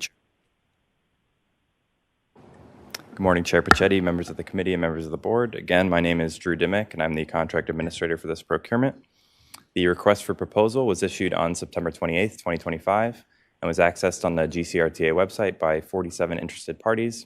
Proposals were due December 9th, 2025, and 7 firms proposed. The evaluation panel consisted of members from revenue collection, electronic repair, information technology, management information services, service management, and procurement. The evaluation criteria included technical qualifications and experience, system design and technical approach, project management and implementation, operations and maintenance capabilities, and cost. The recommended firm is Sigma USA Corp., located in Brooklyn, New York, and their proposed ticket vending machine is to be manufactured out of Chicago, Illinois, and will be Buy America compliant. Sigma USA Corp. Is a wholly owned subsidiary of Sigma SPA, an Italian company based out of Monterubiano. Manufacturing since 1983, they have over 40 years of continuous innovation and automated payment and ticketing systems with over 4,000 ticket vending machines installed worldwide. Some of their other clients include Metrolinx in Toronto, Trenitalia in Italy, Rome Metro, Athens Metro, Comboios Portugal, among many others. Staff requests that the Organizational Services and Performance Monitoring Committee recommend to the Board of Trustees an award to Sigma USA Corp. To provide ticket vending machines for a total contract amount not to exceed $6,589,767. And we'd be happy to take any questions. Thank you very much. Go ahead. Thanks for the presentation, and I, for one, am excited to no longer have the current machines. Yeah. Given, by the way, I appreciate saying that they've served us for 17 years, not that they have served us well for 17 years, but perhaps burnt by the experience from the last ones. I do have this question about the vendor. Are we their first contractor where they're going to have in the States? Yes, yeah. So they're in North America with Toronto. We would be the first in the States. And after internal discussions, it was, since we're the first in the States, we view them as hungry and have to get it right even better for the rest of the states. So we view it actually as an asset so that it will drive them to do even better because we're their first. I don't disagree. And I do see a little bit of risk, I guess, maybe with, okay, what if they pull out of the States? Yes. And I say that based on, because I forget what exactly happened with the last vending, but they like stopped making them or doing them or working in the market or whatever the heck that was. So I have that in mind of like, okay, what if Sigma decides that the US market's not for them and they pull out? Do these get serviced? Do these get, what happens? So something in regards to that, since we had electronic repair, they were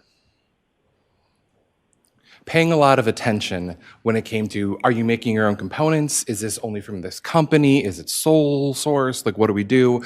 They want to make sure things were available. So even though it's being manufactured here, a lot of the components were swappable or they could get it through other means. Okay. So it was trying to prevent everything we've been experiencing from happening in the future with as wide of a breadth as possible. And then also 17 years for machine tends to limit the amount available. So with the newer components should be more readily accessible.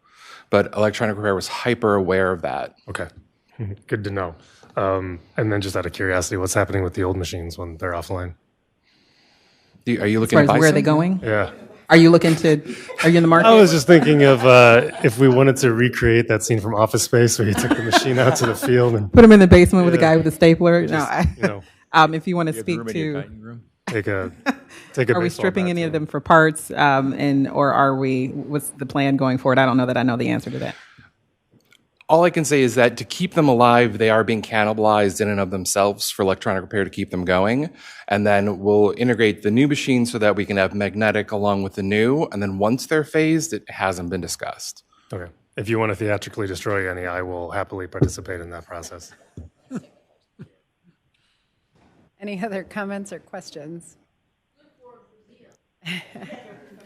I just have, so can you just remind me, what's the life of the new machines? So the life that went out, we asked for a minimum of 12 years. Okay. But then it was also said over and over, if the shell is good and the corrosion and all those stuff, then the components could be upgraded or adjusted. So hopefully longer than 12, but that was the initial ask. Okay, and then the is there going to be an upfront cost for the smart card? Yes, so I'll take that one. We have had considerable research. So Jonathan and Josh and a host of others have done a lot of research based on what comparators are within the industry nationwide. And it ranges from, I won't say zero, but it ranges from $1 all the way up to $5, generally is what we have found. When I say zero, sometimes that cost is added back to the customer, and so that's where that zero comes from. But the medium, and correct me if I'm wrong, that we have found is usually hovers between $2 and $4. And right now, we are evaluating and making sure that we're on the same page as far as that, but it will fall within that range. Yeah. Any other comments or questions? I just want to join Fleesman in his excitement and making sure he gets one of those old machines right in his front yard. Thank you. Maybe we could auction them off as a fundraiser of to raise $423,000. If they really want them. To keep the trolley alive? No.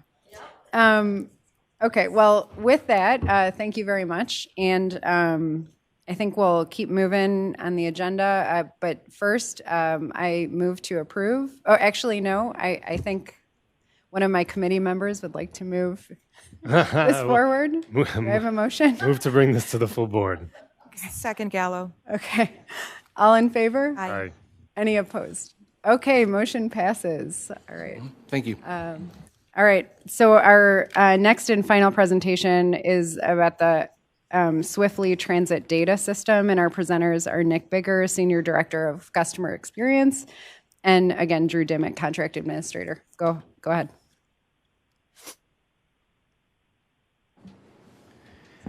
Okay, good morning, Chair Pachetti, members of the board, Ms. Birdsong Terry. My name is Nick Bigger. I'm the Senior Director of Customer Experience and Performance Management.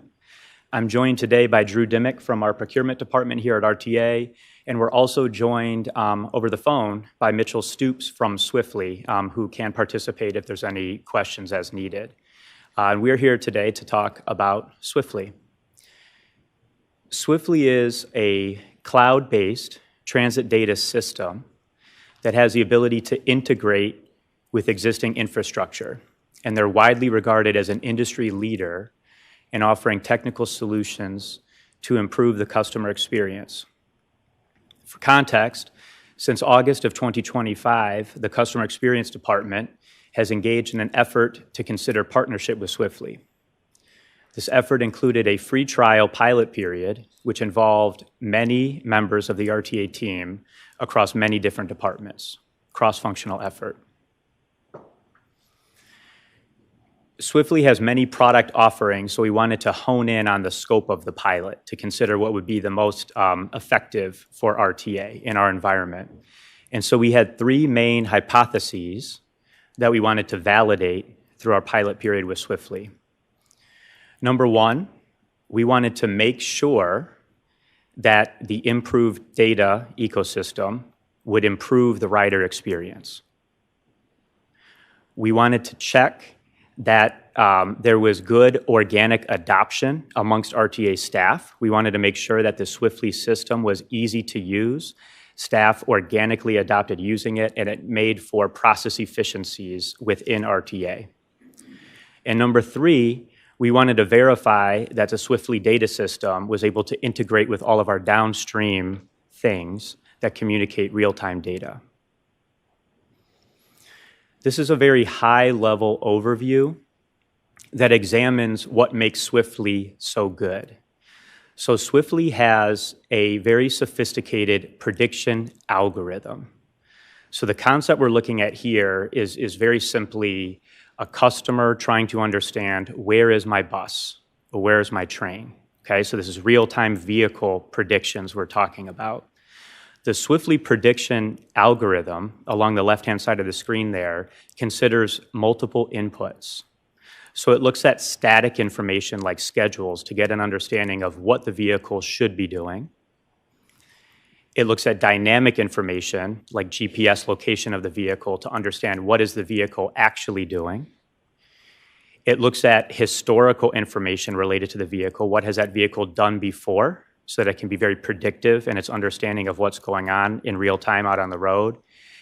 And it's also looking at what other vehicles have done along that route in the past as well. So it's combining all of this information to have, the best-in-class understanding of where is my bus, where is my train available for the public. I want to take a moment to state that on-time performance is consistently and overwhelmingly cited as the most important factor for GCRTA's fixed route customers, as noted through the quarterly customer surveys. It's also very important to the RTA, one, because our customers tell us this. Two, we acknowledge this through infusing on-time performance into our organizational scorecard. So our actual data on-time performance, as well as our customers' perception of on-time performance, both exist as metrics on our organizational scorecard. This visual gives kind of an indication of why accurate real-time vehicle data is very important to our customers. What it's basically showing is the closer you get to vehicle departure time, the more important it is for the prediction to be accurate. There's a couple of pain points here that I want to call out. The one is towards the top of the screen. Those are the yellow dots there.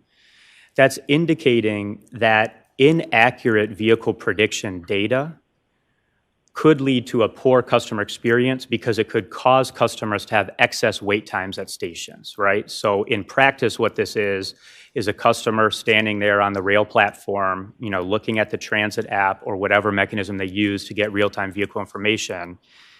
It's indicating to them that the vehicle should be coming relatively soon, and it takes longer than expected, right? That's a poor customer experience, leads to a poor perception of on-time performance. The other customer pain point that can result from inaccurate vehicle prediction data is in the bottom of the screen. Those are the red dots. This is actually the worst kind of customer experience you can have from inaccurate vehicle prediction data. These are called miss the bus predictions, right? And so I'll give a little story to kind of demonstrate what this means. So for customers who are in close proximity to the bus stop or rail station that are trying to have a good amount of control over their day, and they're trying to time everything up. I want to know when I need to leave my office building to go to the bus stop so I have a relatively short wait to get on the vehicle and depart. If your vehicle prediction data is inaccurate in the sense that it tells you it's going to take longer for the vehicle to get there than it actually does, you're going to miss the bus, right? So you're going to time up your departure from your office building, the coffee shop, your house, whatever it is, thinking that you have 5 minutes to get to your bus stop to catch your vehicle, when in fact you only had 3. And what that leads to is you walking up to the bus stop just in time to see the vehicle driving away, and then you as the customer have to stand there for the entire headway to catch the next bus. This is a very poor customer experience, and it leads to a very poor perception of on-time performance. I want to take some time to share some results from our pilot period with Swiftly. So, item number 1, the hypothesis we wanted to validate was, does it actually improve the rider experience? Does the improved data make a difference to our customers? On an overall standpoint, we saw a 34% improvement in total prediction accuracy from our current state at just around 69%. To the potential future state with Swiftly of 92.1%. I want to underscore what this means. I said in the beginning of the presentation that Swiftly's transit data system has the ability to integrate with existing infrastructure. So should we partner with Swiftly, no action is required by our customers. So our customers right now have many different ways to get access to real-time vehicle information. Customers choose to do that differently. Many of them use the transit app, which we talked about earlier today in this board meeting.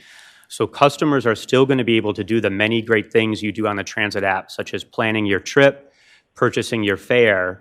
And so the customer standing there on the rail platform at the bus stop, trying to understand, where is my train? Where is my bus? Should we partner with Swiftly, we'll have 34% greater accuracy in understanding where the vehicle is. This leads to a better customer experience and more control for our customers, right? They're going to be more knowledgeable about where the vehicle is, better perception of on-time performance. So the Swiftly pilot period led to a 92% prediction accuracy overall. A moment ago, I talked about the least desirable things that can happen with inaccurate real-time data. Those are the miss the bus or miss the train predictions. Through our pilot period with Swiftly, we saw a 75% improvement in reducing the miss the bus inaccurate predictions from 25.6% down to 6.1%. So again, this could lead to a tremendous benefit for our customers who are seeking to have a good amount of control over their day. They're trying to be able to time everything up, fit everything together, get to the bus with enough slack time there, but not have the inaccurate data leading to them miss the bus or miss the train. Again, that is a horrible customer experience we're trying to avoid. As part of our pilot process, we also engaged GCRTA's Employee Riders Council. The Employee Riders Council is a voluntary group of RTA employees who regularly ride the RTA system. We have about 30 members of the Riders Council. These people are amongst the most knowledgeable about the RTA system and the customer experience of riding the RTA system. And they're also amongst the most passionate about trying to improve the customer experience. And so we engage them directly to help validate the value proposition of potentially partnering with Swiftly.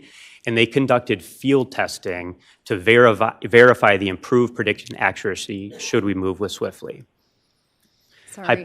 Oh, go ahead. Nick, just for the sake of time, if you could just hit on the highest points, so we still have one committee meeting after this. Yes, I will certainly move along. Yeah, so items number 2 and 3, I just want to say that we did verify organic adoption amongst RTA staff, which leads to improved customer experience and our ability to monitor service out on the street and also handle customers who call in to provide them better information.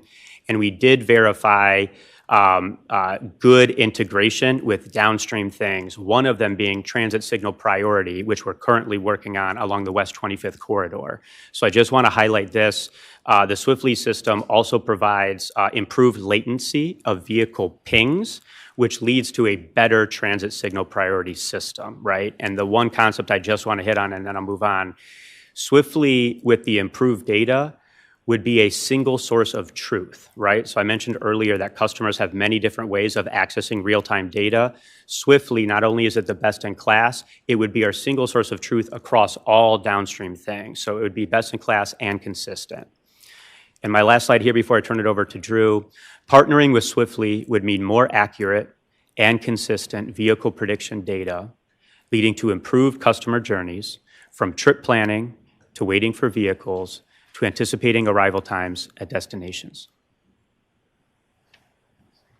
Hey, Drew, in the interest of time, I'm going to ask you to summarize all of the slides instead of read through it, okay? Gotcha. Thanks. And same goes for all of the procurement folks that are in here. Just for your awareness, just kind of cut to the chase on the slides there, and we can read it from the dais. Thanks. Sure. So again, my name is Drew Dimick. I work in procurement as contract administrator. As this is a cooperative purchase agreement made available through our interagency agreement with NeoRide, similar to Misabi, the authority is exempt from competitive solicitation. The current agreement between NeoRide and Swiftly is set to expire in August of 2030, and the authority plans to sign on to this agreement for 3 years with 2 one-year options. The final option year would be an 81-day prorated renewal term to align with the NeoRide Swiftly expiration. The proposal was reviewed by Management Information Services, Customer Experience, Information Technology, and Procurement. I know Nick gave a lot of information about Swiftly and why they're the right choice here. I'll just read the first one as I think it's the best. They're the industry's leading transit data platform, improving the rider experience for more than 2 billion passenger trips per year across 12 countries and over 200 transit agencies. Here are some of their other clients.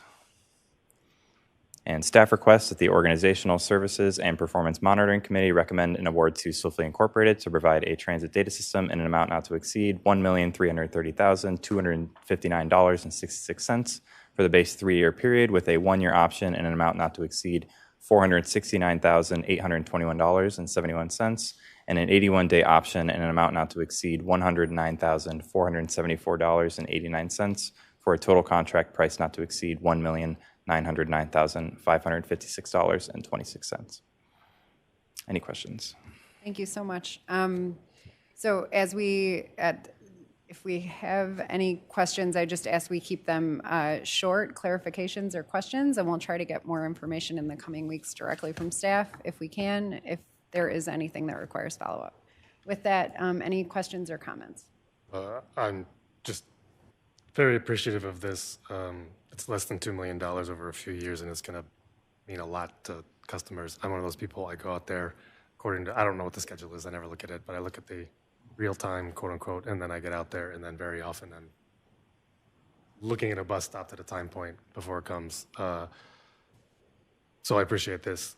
The one question I do have, it's not immediately customer facing, but for our own purposes, will the improved data and prediction analytics, will that make it more feasible to tighten up, speed up some of the scheduling without risking on-time performance? This is Joel Freilich. I can speak to that. I don't think I should make a promise that it will result in better scheduling because we do already have accurate information about how long it takes a vehicle to get from one time point to another. What's lacking, and that will be improved, is the refinement within that segment between time point 3 and time point 4. Our simpler systems don't know anything about that speed variation, so they assume a uniform speed on each segment. And the Swiftly system is smarter than that by observing other vehicles traversing the same thing. So the customer experience will improve. I don't want to promise any improvement in the ability of scheduling because what we're using for scheduling only cares about total time from one time point to the next time point, and not how that's distributed. Thanks. Any other questions or comments?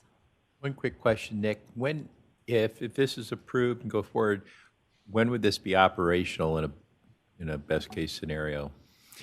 Yeah, so once it gets approved, we can start like integration and implementation. That would probably just take a couple of weeks. So it'd be relatively fast for our customers. Okay, thank you. Yep. And just something to consider for the future. This may not come out the way I wanted to, but I feel like with the improvement in on-time prediction, it'll reinforce and hopefully facilitate or give us more reason to promote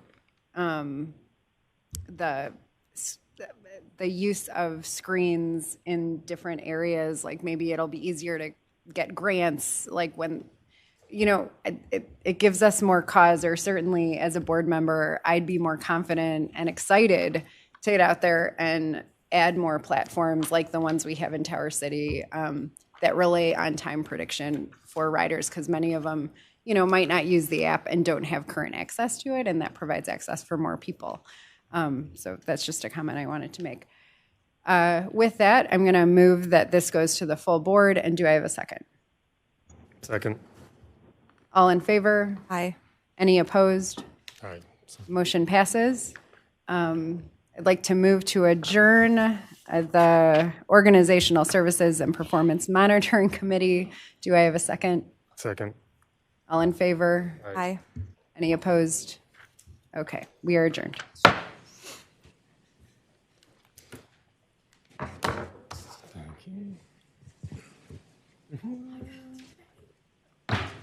I'll call to order the meeting of the Operational Planning and Infrastructure Committee. Could I have a roll call, please? Mr. Sleesman? Here. Ms. Pichetti? Here. Mayor Gallo? Here. Mr. Love? Here. I have a quorum. Thank you. The first item on the agenda is approval of the minutes from April 7th, 2026. Those are in front of you. If there are any concerns or edits, we'll hear those now. If not, do I have a motion to approve? Motion, Love. Second, Gallo. All those in favor? Aye. Aye. Any opposed? Minutes stand approved. We have a few agenda items today, and we'll get right into them. The first is an IFB procurement, a competitive procurement to replace the existing rail crossing, including crossing panels, brick pavers, rail ties, and undercutting ballast at the waterfront transit line overlook. We'll have presentations from Kathleen McGurvey and Jonathan Lawley. The floor is yours.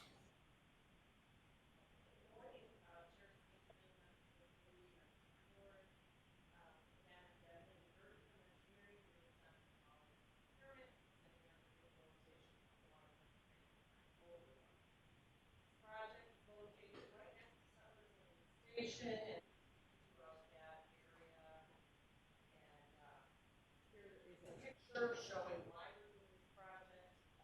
As you can see, the surrounding area is higher than the top of the rail, and the new rail cars, when they are full, require that there's nothing higher than an inch and a half over the top of rail, and in this section, this brick and the surrounding area is higher than an inch and a half, so that's when the car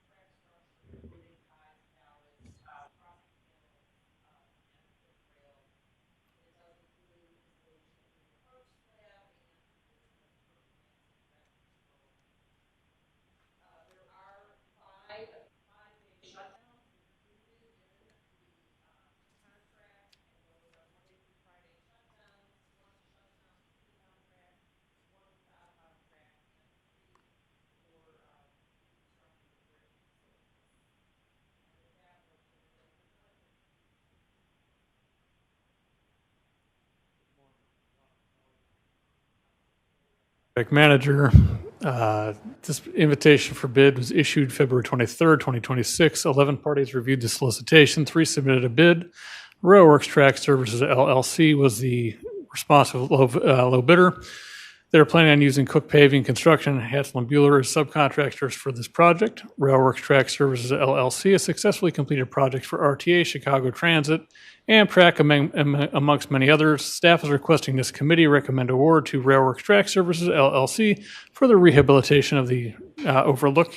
The contract is in the amount not to exceed $1,192,000. Questions? So, any questions from the committee or the board as a whole? Hearing none, do I have a motion to bring this to the full board? Motion, Gallo. Second, Love. All those in favor? Aye. Any opposed? This item will go to the full board for approval. Next, we have an IFP procurement, a competitive procurement to rehabilitate the Shaker Square substation, Shaker Square substation's building exterior veneer system due to water infiltration issues. The new substation brick will match the refaced brick veneer guard walls at road level along Shaker Boulevard. We'll have presentation from Matthew Murata, and we'll maintain Jonathan at the stand. Floor is yours. Good morning, Chair Sleetsman, members of the board and committee. My name is Matt Murata. I'm in the engineering department, architect and construction manager here.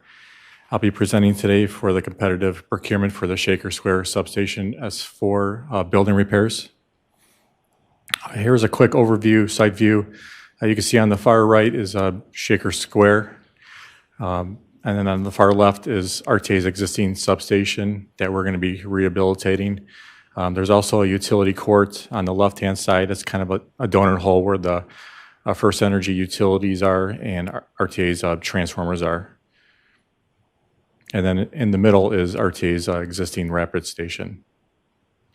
Primary purpose of this project is, as I mentioned, is to rehabilitate the exterior veneer system due to ongoing water infiltration issues. So by restoring this veneer, we'll be able to fix those issues and put a proper weather barrier on the backup system to achieve a state of good repair for the RTA and RTA's patrons.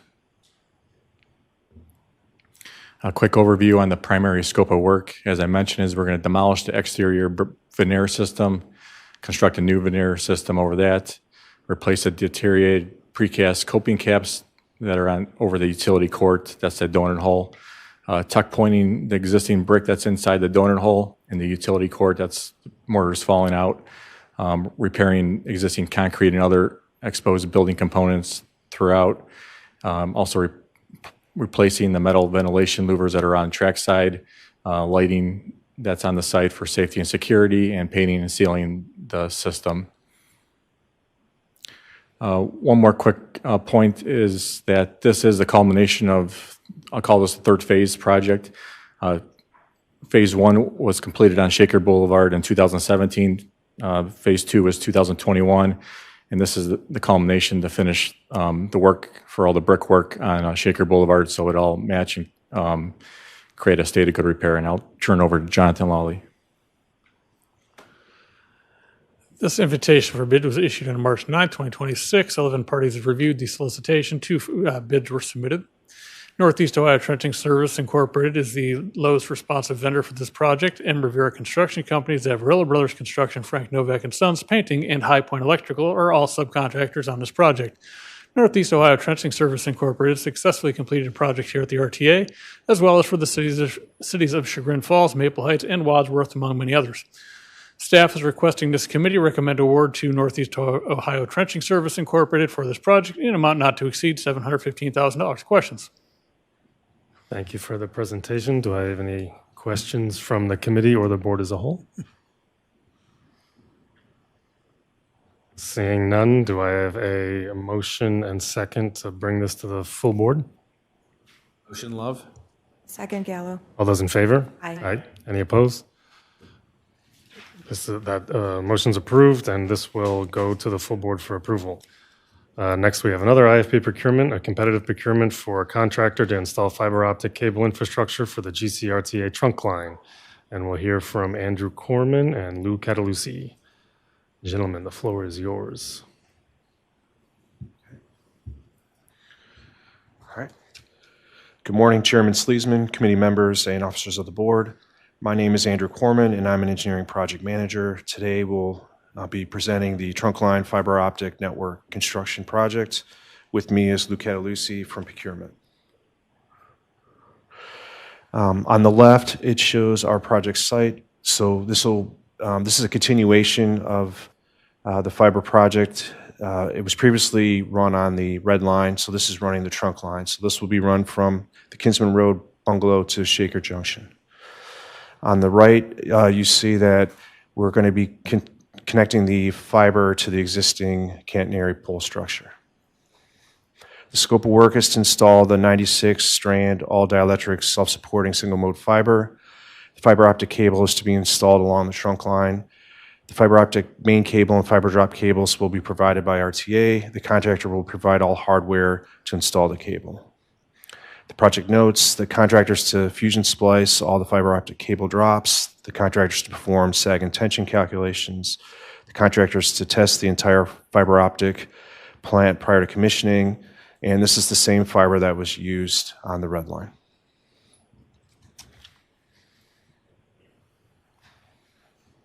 Good morning. I'm Luke Lucy, and I'm the contract administrator for this procurement. The invitation for bid was issued March 15th, 2026. We had 3 firms submit a bid. Our lowest responsible bidder is Edgar Trent Construction Company, LLC, out of Galion, Ohio. From experience, while they have not worked for us, they have completed projects for several large players in the area, among others. Staff requests that the committee recommend award to Edgar Trent Construction Company, LLC, for the Trunkline fiber optic cable network construction project, an amount not to exceed $848,605. We would be happy to address any questions you may have. Thank you for the presentation. Are there any questions from the committee or the board as a whole? Quick question, is this an improvement or is this a replacement of an existing fiber line? This is new. Currently, there's no fiber on this part of the rail section. Thank you. Anyone else? Yeah, for someone who doesn't know a lot about this, can you just explain why the need, why now? Just a little more background and context, please. Sure. Due to the grant money, they're doing the fiber projects in different phases. So the red line went first. This is second for the trunk line, and then there's a follow-up project to do the blue and green lines. Currently, there's not fiber. So the fiber on this project will feed the stations, substations, signal bungalows, things like that. So we can, you're talking about signs earlier, stuff like that, so they can use this to help with the network and to connect devices. All right, thank you. That's an example, like the signs, one thing that the users will see. Are there any other impacts that like riders will notice from this, or is this just operational in the background? It's mostly operational. A lot of the signal stuff now still uses modems and copper wire, so this is to try to just upgrade the technology to fiber. Great. Okay. Thank you. You're welcome. Anything else? Seeing nothing. Do we have a motion and second to move this to the full board for approval? Motion, Love. Second, Gallo. All those in favor? Aye. Aye. Any opposed? Great, this will go to the full board for approval. Next, biggest chunk of this committee, I believe, today, presentation for the 2027 to 2031 Capital Improvement Plan. We'll hear from Eric Bukmanik, Mike Schipper, and Mary Flannery. Floor is yours. Good morning, Chair Sleesman, committee members, and officers of the board. My name is Eric Bukmanik, and I am the manager of budgets for the Office of Management and Budget. Today, we will be presenting the 2027 to 2031 proposed capital improvement plan. With me are Mary Flannery, Grants Management Administrator, and Mike Schipper, Deputy General Manager, of Engineering and Project Management.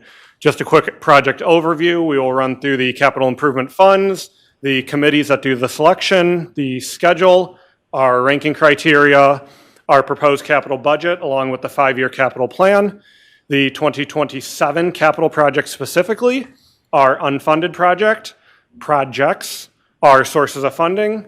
We will then go into the public hearing and then the recommendation to the full board. So just a quick overview, our capital improvement fund budget is split into 2 separate categories. We have our RTA Capital Fund, which is funded 100% locally, generally between $5,000 and $250,000. This is broken up into our routine capital projects, which are acquisitions of non-revenue vehicles and small equipment. And then we have our asset maintenance, which is for our rehab of our current assets at passenger stations, facilities, anything attached to basically a building or asset that we have. And then we have our larger of 2 categories, our development fund. This is funded through grants, both federal grants and competitive grants, and or locally funded projects, generally $250,000 and above. There are 2 committees that review and evaluate submitted capital requests. Our Capital Program Working Group, better known as CPWG, consists of project managers and directors from various divisions. CPWG is responsible for reviewing project submissions and prioritizing projects based on shovel readiness and scoring projects based on the 6 ranking criteria, which we will go over. The Capital Oversight Committee, better known as CPOC, this committee is made up of the executive management team. CPOC will review CPWG's recommendations, assess how projects align with the current strategic plan, make a final decision based on funding availability and return on capital investment. So quickly looking at our schedule, our capital improvement plan started back in September of 2025 when we opened up our Apex system to collect all the project submissions from all the project managers across the authority. That went until year end when the budget office started reviewing and organizing the projects to present them to CPWG in February. In February, they reviewed and prioritized the projects and made a recommendation to CPOC. In March, CPOC met, they reviewed the projects, and we completed and put together a 5-year capital improvement plan. Here we are in May at the committee presentation. We will then have a public hearing and recommendation to the full board, and then a Board of Trustees approval at the board meeting in 2 weeks. Our goal is to submit this to NOACA for review and approval in June. The ranking criteria that are used based on their weights are the state of good repair, health and safety, mandates, ridership TOD, our operating budget impact, and environmental impact. So here is a quick snapshot of our 5-year proposed CIP based on project category. We have a 5-year CIP of $732.4 million, with $180.2 million of that falling in 2027. Looking at the breakdown of our 2027, it is led by our railcar projects, our railcar program, facility improvements, and buses. I will turn it over to Mike Schipper to talk specifically on the projects that are planned for 2027.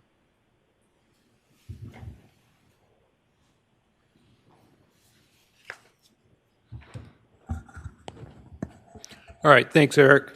And for our newer board members, we'll run through some of the projects that are really focused on 2027. So these would be resolutions for construction or design that'll come to the board in 2027. The reason we have more money in 2027 is because some of these, we've won a lot of competitive grants, so we know what is in the pipeline for next year. Again, we also, so I'll go through, we got a number of projects that are ongoing that'll continue into next year, and then I'll go through by category. Obviously, our big programs are continuing, the rail car, our lift replacements, Metro Health, we're finishing design, we're in the right-of-way acquisition, going into construction, the light rail program with the Blue Line moving forward, and the work that we're doing at the end of the line at Warrensville at the station and the tracks. So those projects all continue into 27. On our bus garages for 27, we'll be doing a design for some HVAC work at Triscuit, and then we'll have lifts CNG expansion at Hayden, and other, facility things. A fire protection upgrade, this is the beginning of a multi-year program to look at that for all of our bus garages. In the vehicle program, there's a couple different things. Current procurement items, we kind of lose track of these, but in a couple months, we'll be coming to the board with a procurement for 40-foot CNG buses with options for multiple years. This will be a whole new 40-foot bus contract. You heard earlier today about the paratransit, and a little over a year ago, we did exercise an option for some Healthline vehicles. Those vehicles will be manufactured this fall, and they'll be ready for service probably in January of next year. In addition to that, in 27, we will probably exercise the first option of that 40-foot bus program, and then we will come back to the board with probably 20 more paratransit vehicles as we're expanding that fleet, which would, as in the previous presentation, would get us to 90. This will get us close to the 100. On facilities, we'll be doing some design work on our track bridge over Canal Road, and we're working towards a construction package probably later in the year in 27 of our access, the west access that we have into the rail yard that crosses Norfolk Southern. In the facility program, our programs for roofs, paving, and elevators and escalators, since that came up earlier today. And in the 2027 program, we've added $500,000 into 2027 for elevators and escalators that we didn't have in last year's CIP for this year. So more to come on that. Rail projects, significant, as Eric mentioned, significant piece of the capital. We have some design work going on supporting the light rail, supporting our signal system, and a lot of construction. A big project will be reconstructing the Blue Line, which we just recently received a grant for. Overhead catenary systems, and on and on and on. 8 Blue Line ADA stations will be reconstructed, and that contract will go out for construction next year. And that was a big grant that we won a couple years ago. On the other projects, we have won some money for workforce development that's focused on bus shelter upgrades. So we'll see some contracts on that. The Metro Health construction, we will be bidding that in late fall. It may come to the board in December, may come to the board in January, but it's programmed for 27. And then the first, our public transit safety plan has a requirement of a percentage of our formula funds. So this is the first year that that kicks in. It's a small amount, but that kicks in. We'll work with the safety department to integrate safety items into our program. One thing we always do is we present what's unfunded. We always have way more projects than money. And this is our unfunded needs list. It's not the wish list. The wish list would go into the $500 million, but these are the needs. And many of these needs have been identified, but we also use this unfunded strategically as we, and Mary will talk about, as we position ourselves for grants. So some of these are unfunded and in the 5-year program, so that as we go for funding, we can say, yeah, it's in the program. Some of them may be partially funded, so it's already in the tip and stip, and that helps us in the competitive space where we've been very successful. But again, we have unfunded needs throughout the organization. The wish list is much higher. I did want to give to the board a little history on this, because starting in 2020, when we were doing this presentation right at the beginning of COVID, we were looking at a $400 million need list. Over the years, it's gone up and down. A couple things really helped us.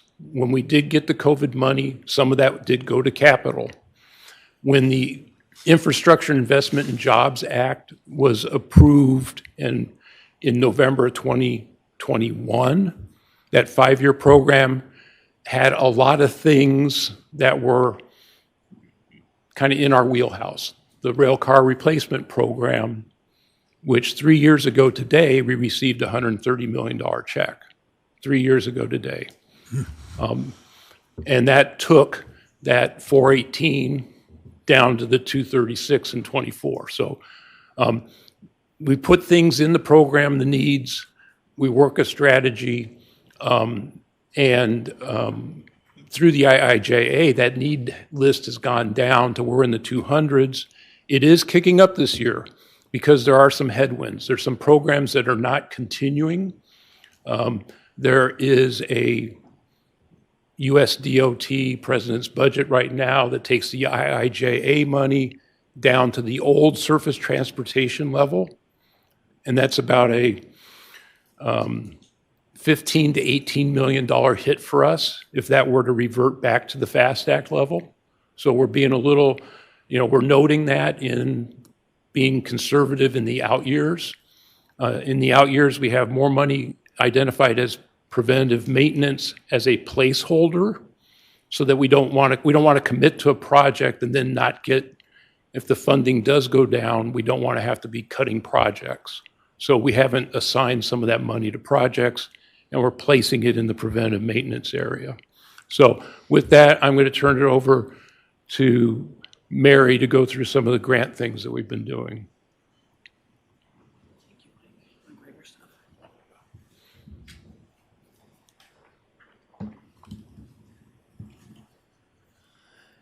Good morning. My name is Mary Flannery. I am the Grants Management Administrator here for the Greater Cleveland RTA.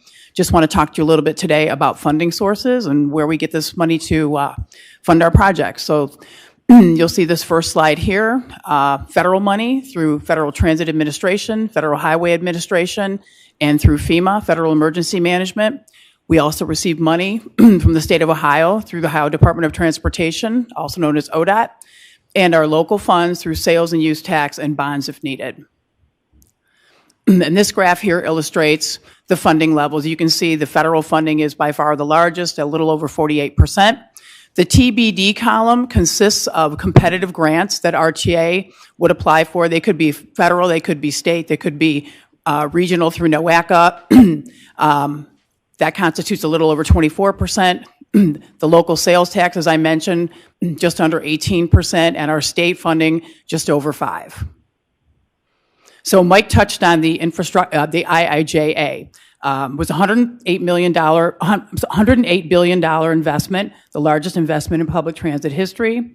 Back in 2021, the act increased RTA's annual FTA apportionment of federal funding from $56 million to $70 million per year. The IIJA is scheduled to expire September of 2026, the end of the federal fiscal year. The public transit contract funding, also known as federal formula funds, are projected to remain at the current levels based on the President's 2027 budget presented in April of 26. The budget does not include the proposal to eliminate Highway Trust Fund, retaining IIJA levels in 2027. The Ohio Department of Transportation continues to support RTA's capital program, and as of now, funds remain unchanged for the 2027 capital program. However, in out years, there may be slight reductions, as Mike discussed, in advance appropriations based on the President's budget, eliminating federal flex opportunities, which have supported rail car replacement amongst other programs in recent years. It is possible competitive grants, which support capital grants beyond the base level, may be eliminated.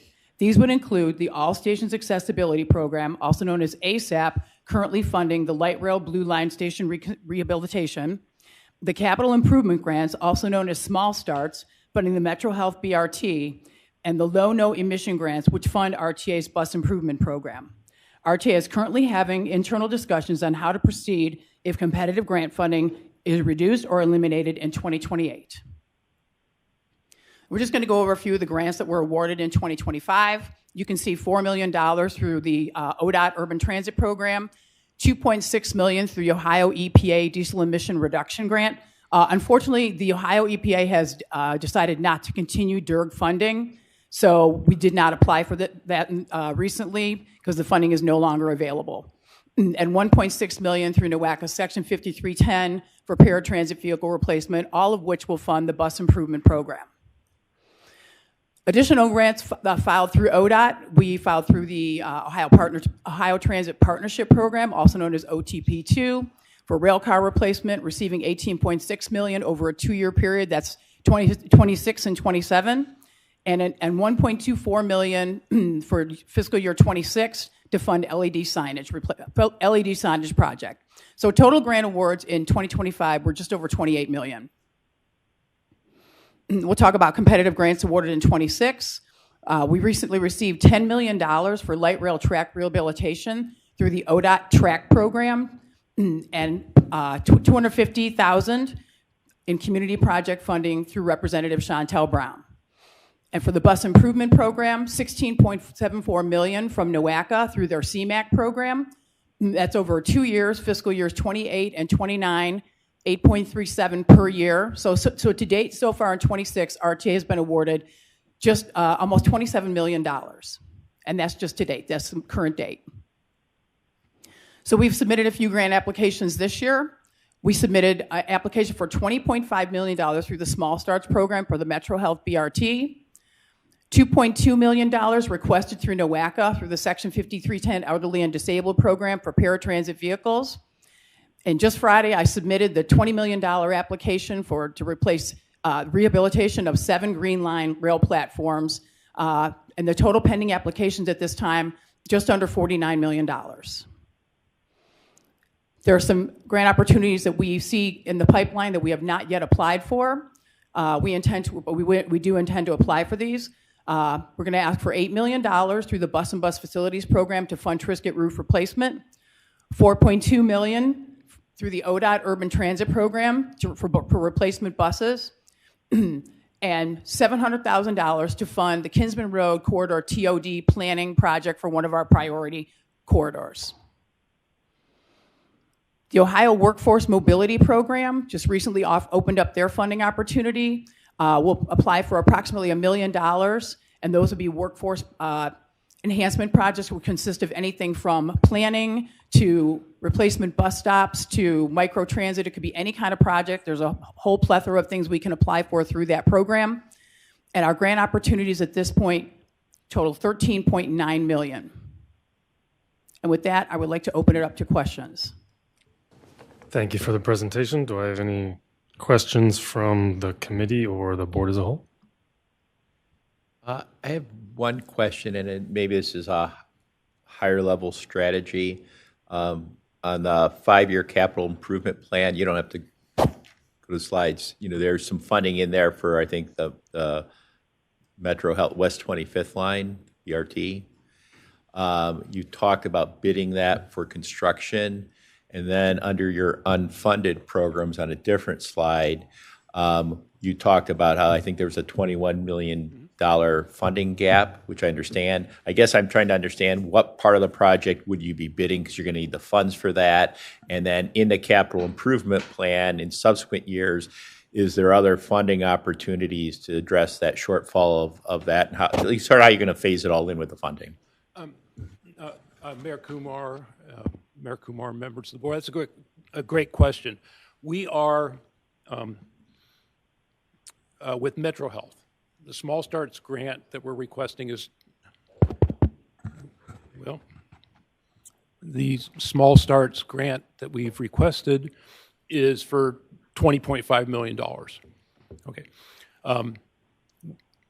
For construction, we do already have $12 million, plus our match from ODOT from a couple years ago. So that money is in the process of being transferred from federal highway to FTA, and that money will be available to us later this year. Next Wednesday, Federal Transit Administration will actually be in our building doing a risk assessment with us on the program as part of the technical readiness and technical capacity review that's required to get the Small Starts grant.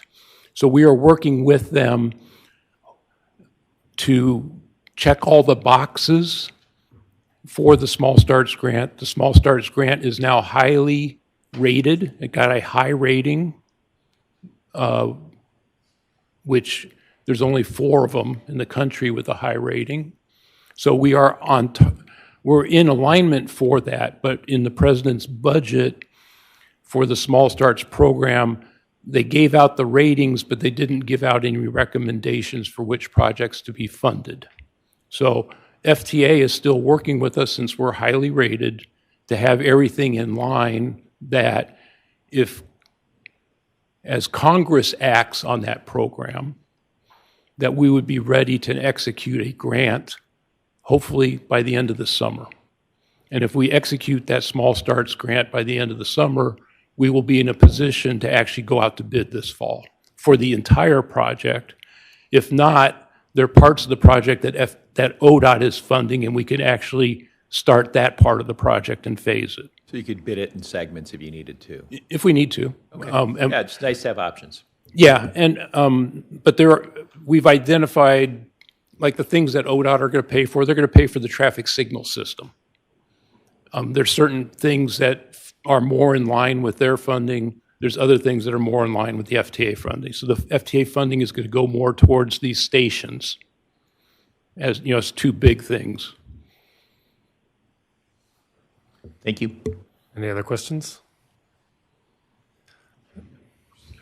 Maybe overall general comments and maybe one question. But I guess one, just would have appreciated more time. Capital improvement plan, but I understand we're rushed here. I guess my question, just, I saw the Triscuit roof replacement was a potential submission. I was just curious with that, when you're thinking about that, are you thinking about sort of long-term solar, like readiness, at least for solar, when you're thinking about roof replacement? I know with Hayden, we missed on that, but I guess I just want to understand if we're thinking about structural readiness in the event that were an option for the future. Yeah, Trustee Love, that's a great question. Last year, we submitted a grant for the bus and bus facilities for the Triscuit roof. We were highly rated, but not funded. So we did it, Mary did it, we did a very deep, a debrief, and basically the debrief said, apply again next year. There's nothing we can do to make the grant better. It's just that it's competitive. So, and many times we don't win the first time. Sometimes it's the second or third. So we are going to do that again. Doing the roof will allow us to do things like solar, but I always have to put a caveat that with Hayden and with Triscuit, those buildings, when they were designed, were not designed with solar in mind. So even though we have a 200,000 square foot roof, you know, we'll get maybe 30% utilization for solar than a comparable building that was designed for solar, because we have a lot of HVAC units and penetrations and things that are sitting on top of the roof. So if you, as you go down 90, you look at the roof, you can see all the stuff that's cluttered on the roof. So we can still do it, and probably will do something in the future, but it won't be 100% efficient. It's going to be maybe 30% efficient, but I guess that's better than 0. So, but yeah, so we're going to reapply again, and based on the debrief, we feel pretty confident that we'll be in the running again with a highly recommended project.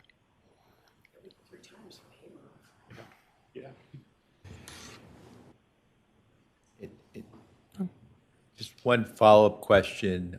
Indy, I know we've talked about it. We got some of the same press releases that at the federal level, there were some suggestions that some transit funding may be curtailed or cut down by the current administration. You did a really nice job of showing all the current grants and things like that. The capital improvement plan, those 5 years, those are the real needs, what we have.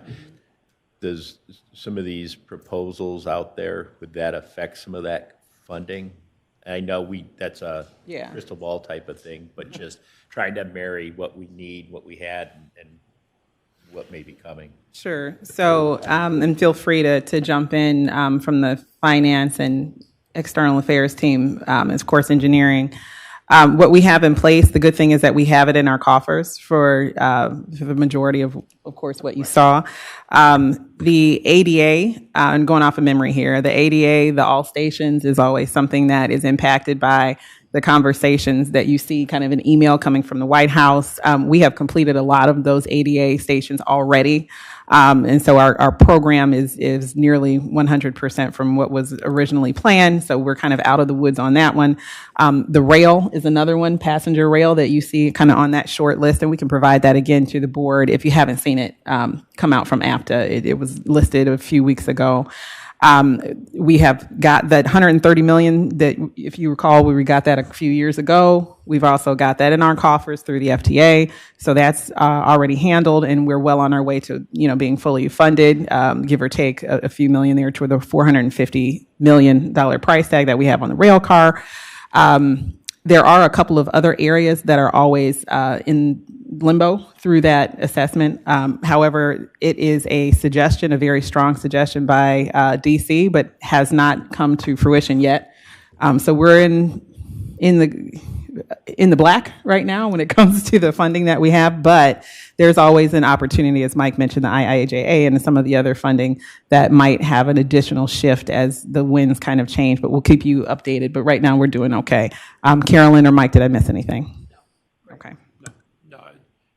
And on the all station accessibility program, so we've been successful twice. There's only about 15 agencies around the country that are eligible for it. If we, with the grant that Mary turned in last week, if we were to receive that, that would be the last time that we would need a grant like that, because after that grant, every single one of our rail stations will be ADA accessible. So that's the last thing. So if we were to win this year and that program were to disappear next year, that's okay for us. If we lose this year, like we did on Triscuit, if we lose and it disappears, that's a problem for us. So that's why we are going to make, at the federal level, our two big pushes are to get Metro Health and to get the ASAP. So that's where we are working with our advocacy team very closely.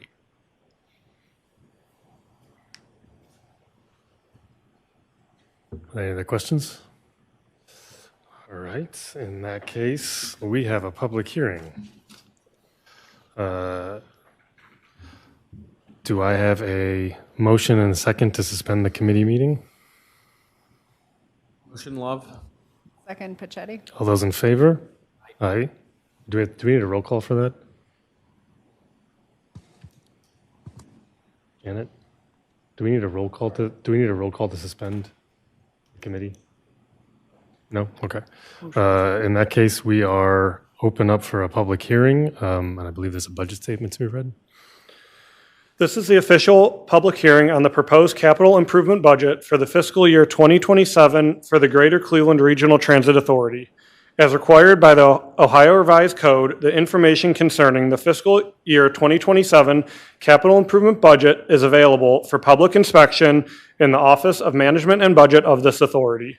Public notice of this hearing was given by publication of a legal advertisement in the Cleveland Call and Post on April 15, 2026, and April 17, 2026, and in the Cleveland Plain Dealer on April 18, 2026, and April 19, 2026, as well as by posting of notice in the first floor lobby of the authority's main office building at the Customer Service Center in the Tower City Rotunda, RTA Facebook page, X, and on the authority's website. The capital improvement plan documents were available for review upon request at least 2 weeks in advance. Notification was given on these sites of how to virtually attend the committee meeting, public hearing, and board meeting, and how to submit comment for the public hearing. The fiscal year 2027 capital improvement plan was presented to the Operational Planning and Infrastructure Committee of the RTA Board of Trustees on Tuesday, May 5th, 2026, and and will request that the fiscal year 2027 to 2031 capital improvement plan be recommended to the full board for approval on May 9th, 2026. The capital improvement plan budget process was started in September 2025, where requests were submitted for review. The projects were then reviewed by the authority's Capital Program Working Group and Capital Program Oversight Committee. The fiscal year 2027 to 2031 capital improvement plan was completed in April 2026 to comply with NOACA's revised project planning review schedule. This ensures that funding will be aligned with the fiscal years of NOACA, ODOT, and FTA. If any adjustments are needed, they will be made and considered by the board at the appropriate time. The fiscal year 2027 to 2031 capital improvement plan totals $732.4 million, of which $180.2 million is budgeted in fiscal year 2027. The authority's focus continues to be on replacement of rail vehicles and rail infrastructure projects.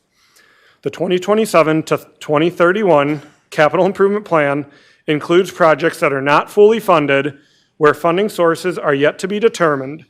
Unfunded projects total approximately $285 million, where the local match has been reserved, but total federal funding has not been identified. Sales tax is the funding source for 100% locally funded projects, as well as the local match for federal and state awards. The authority's financial goal is to transfer a minimum of 10% of the annual sales tax receipts into the capital improvement program. Thank you. Thank you. And with that, we will open it up to any public comments. Do we have anyone in person? No?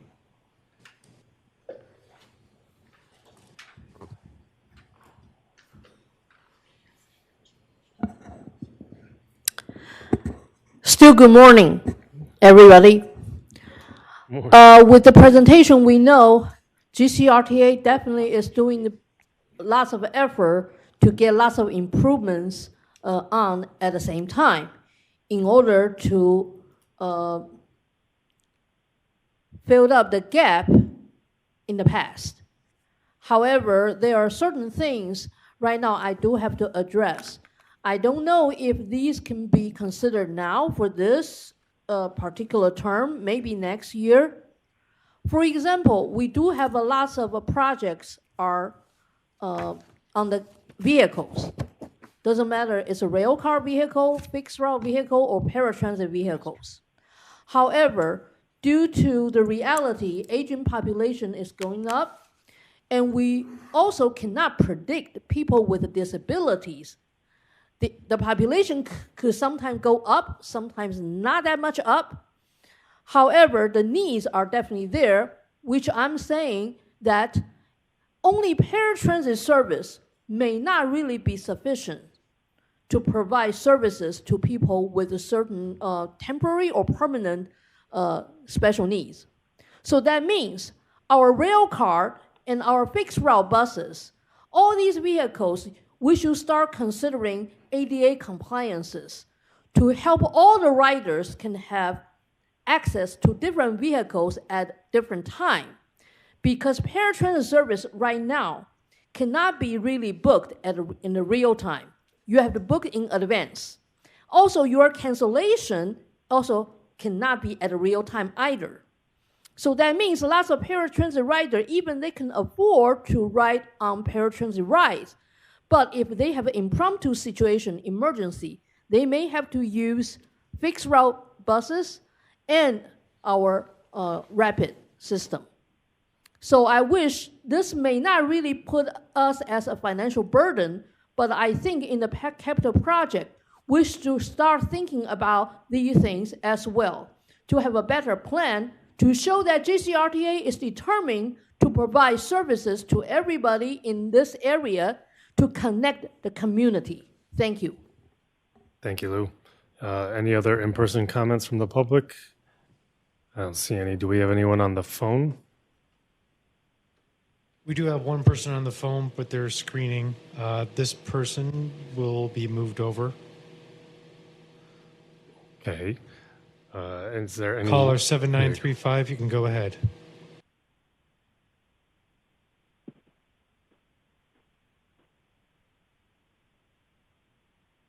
Yes, my name is Brian Hagar, calling from the Euclid area. Am I good? Yep, go Can you ahead. guys hear me? We can.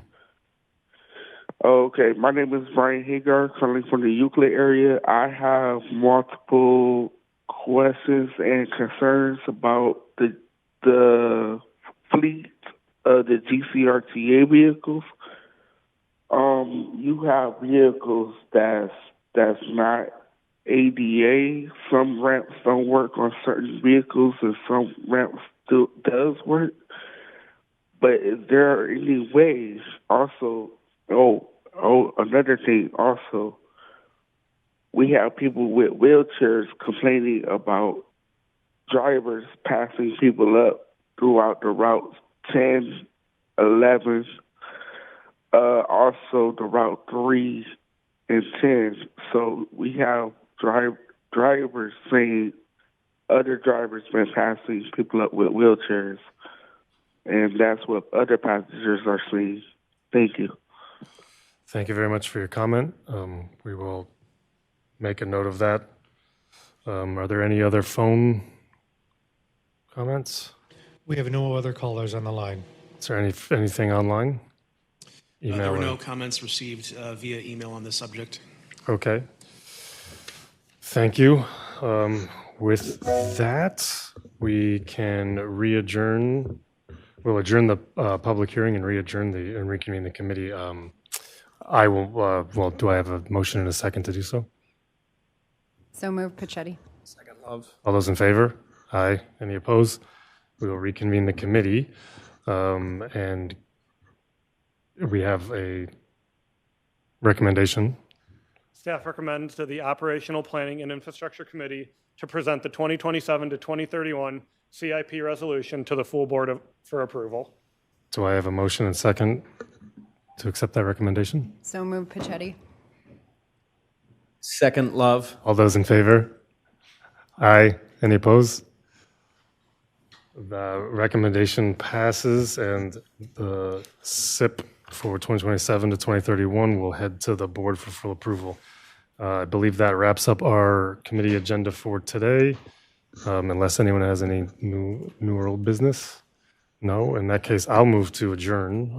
Do I have a second? Second. All those in favor? Aye. Aye. Any opposed? This meeting stands adjourned.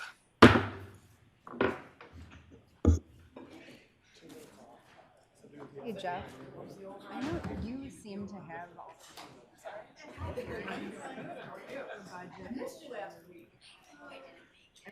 Sorry, there are so the public doesn't have to wait around.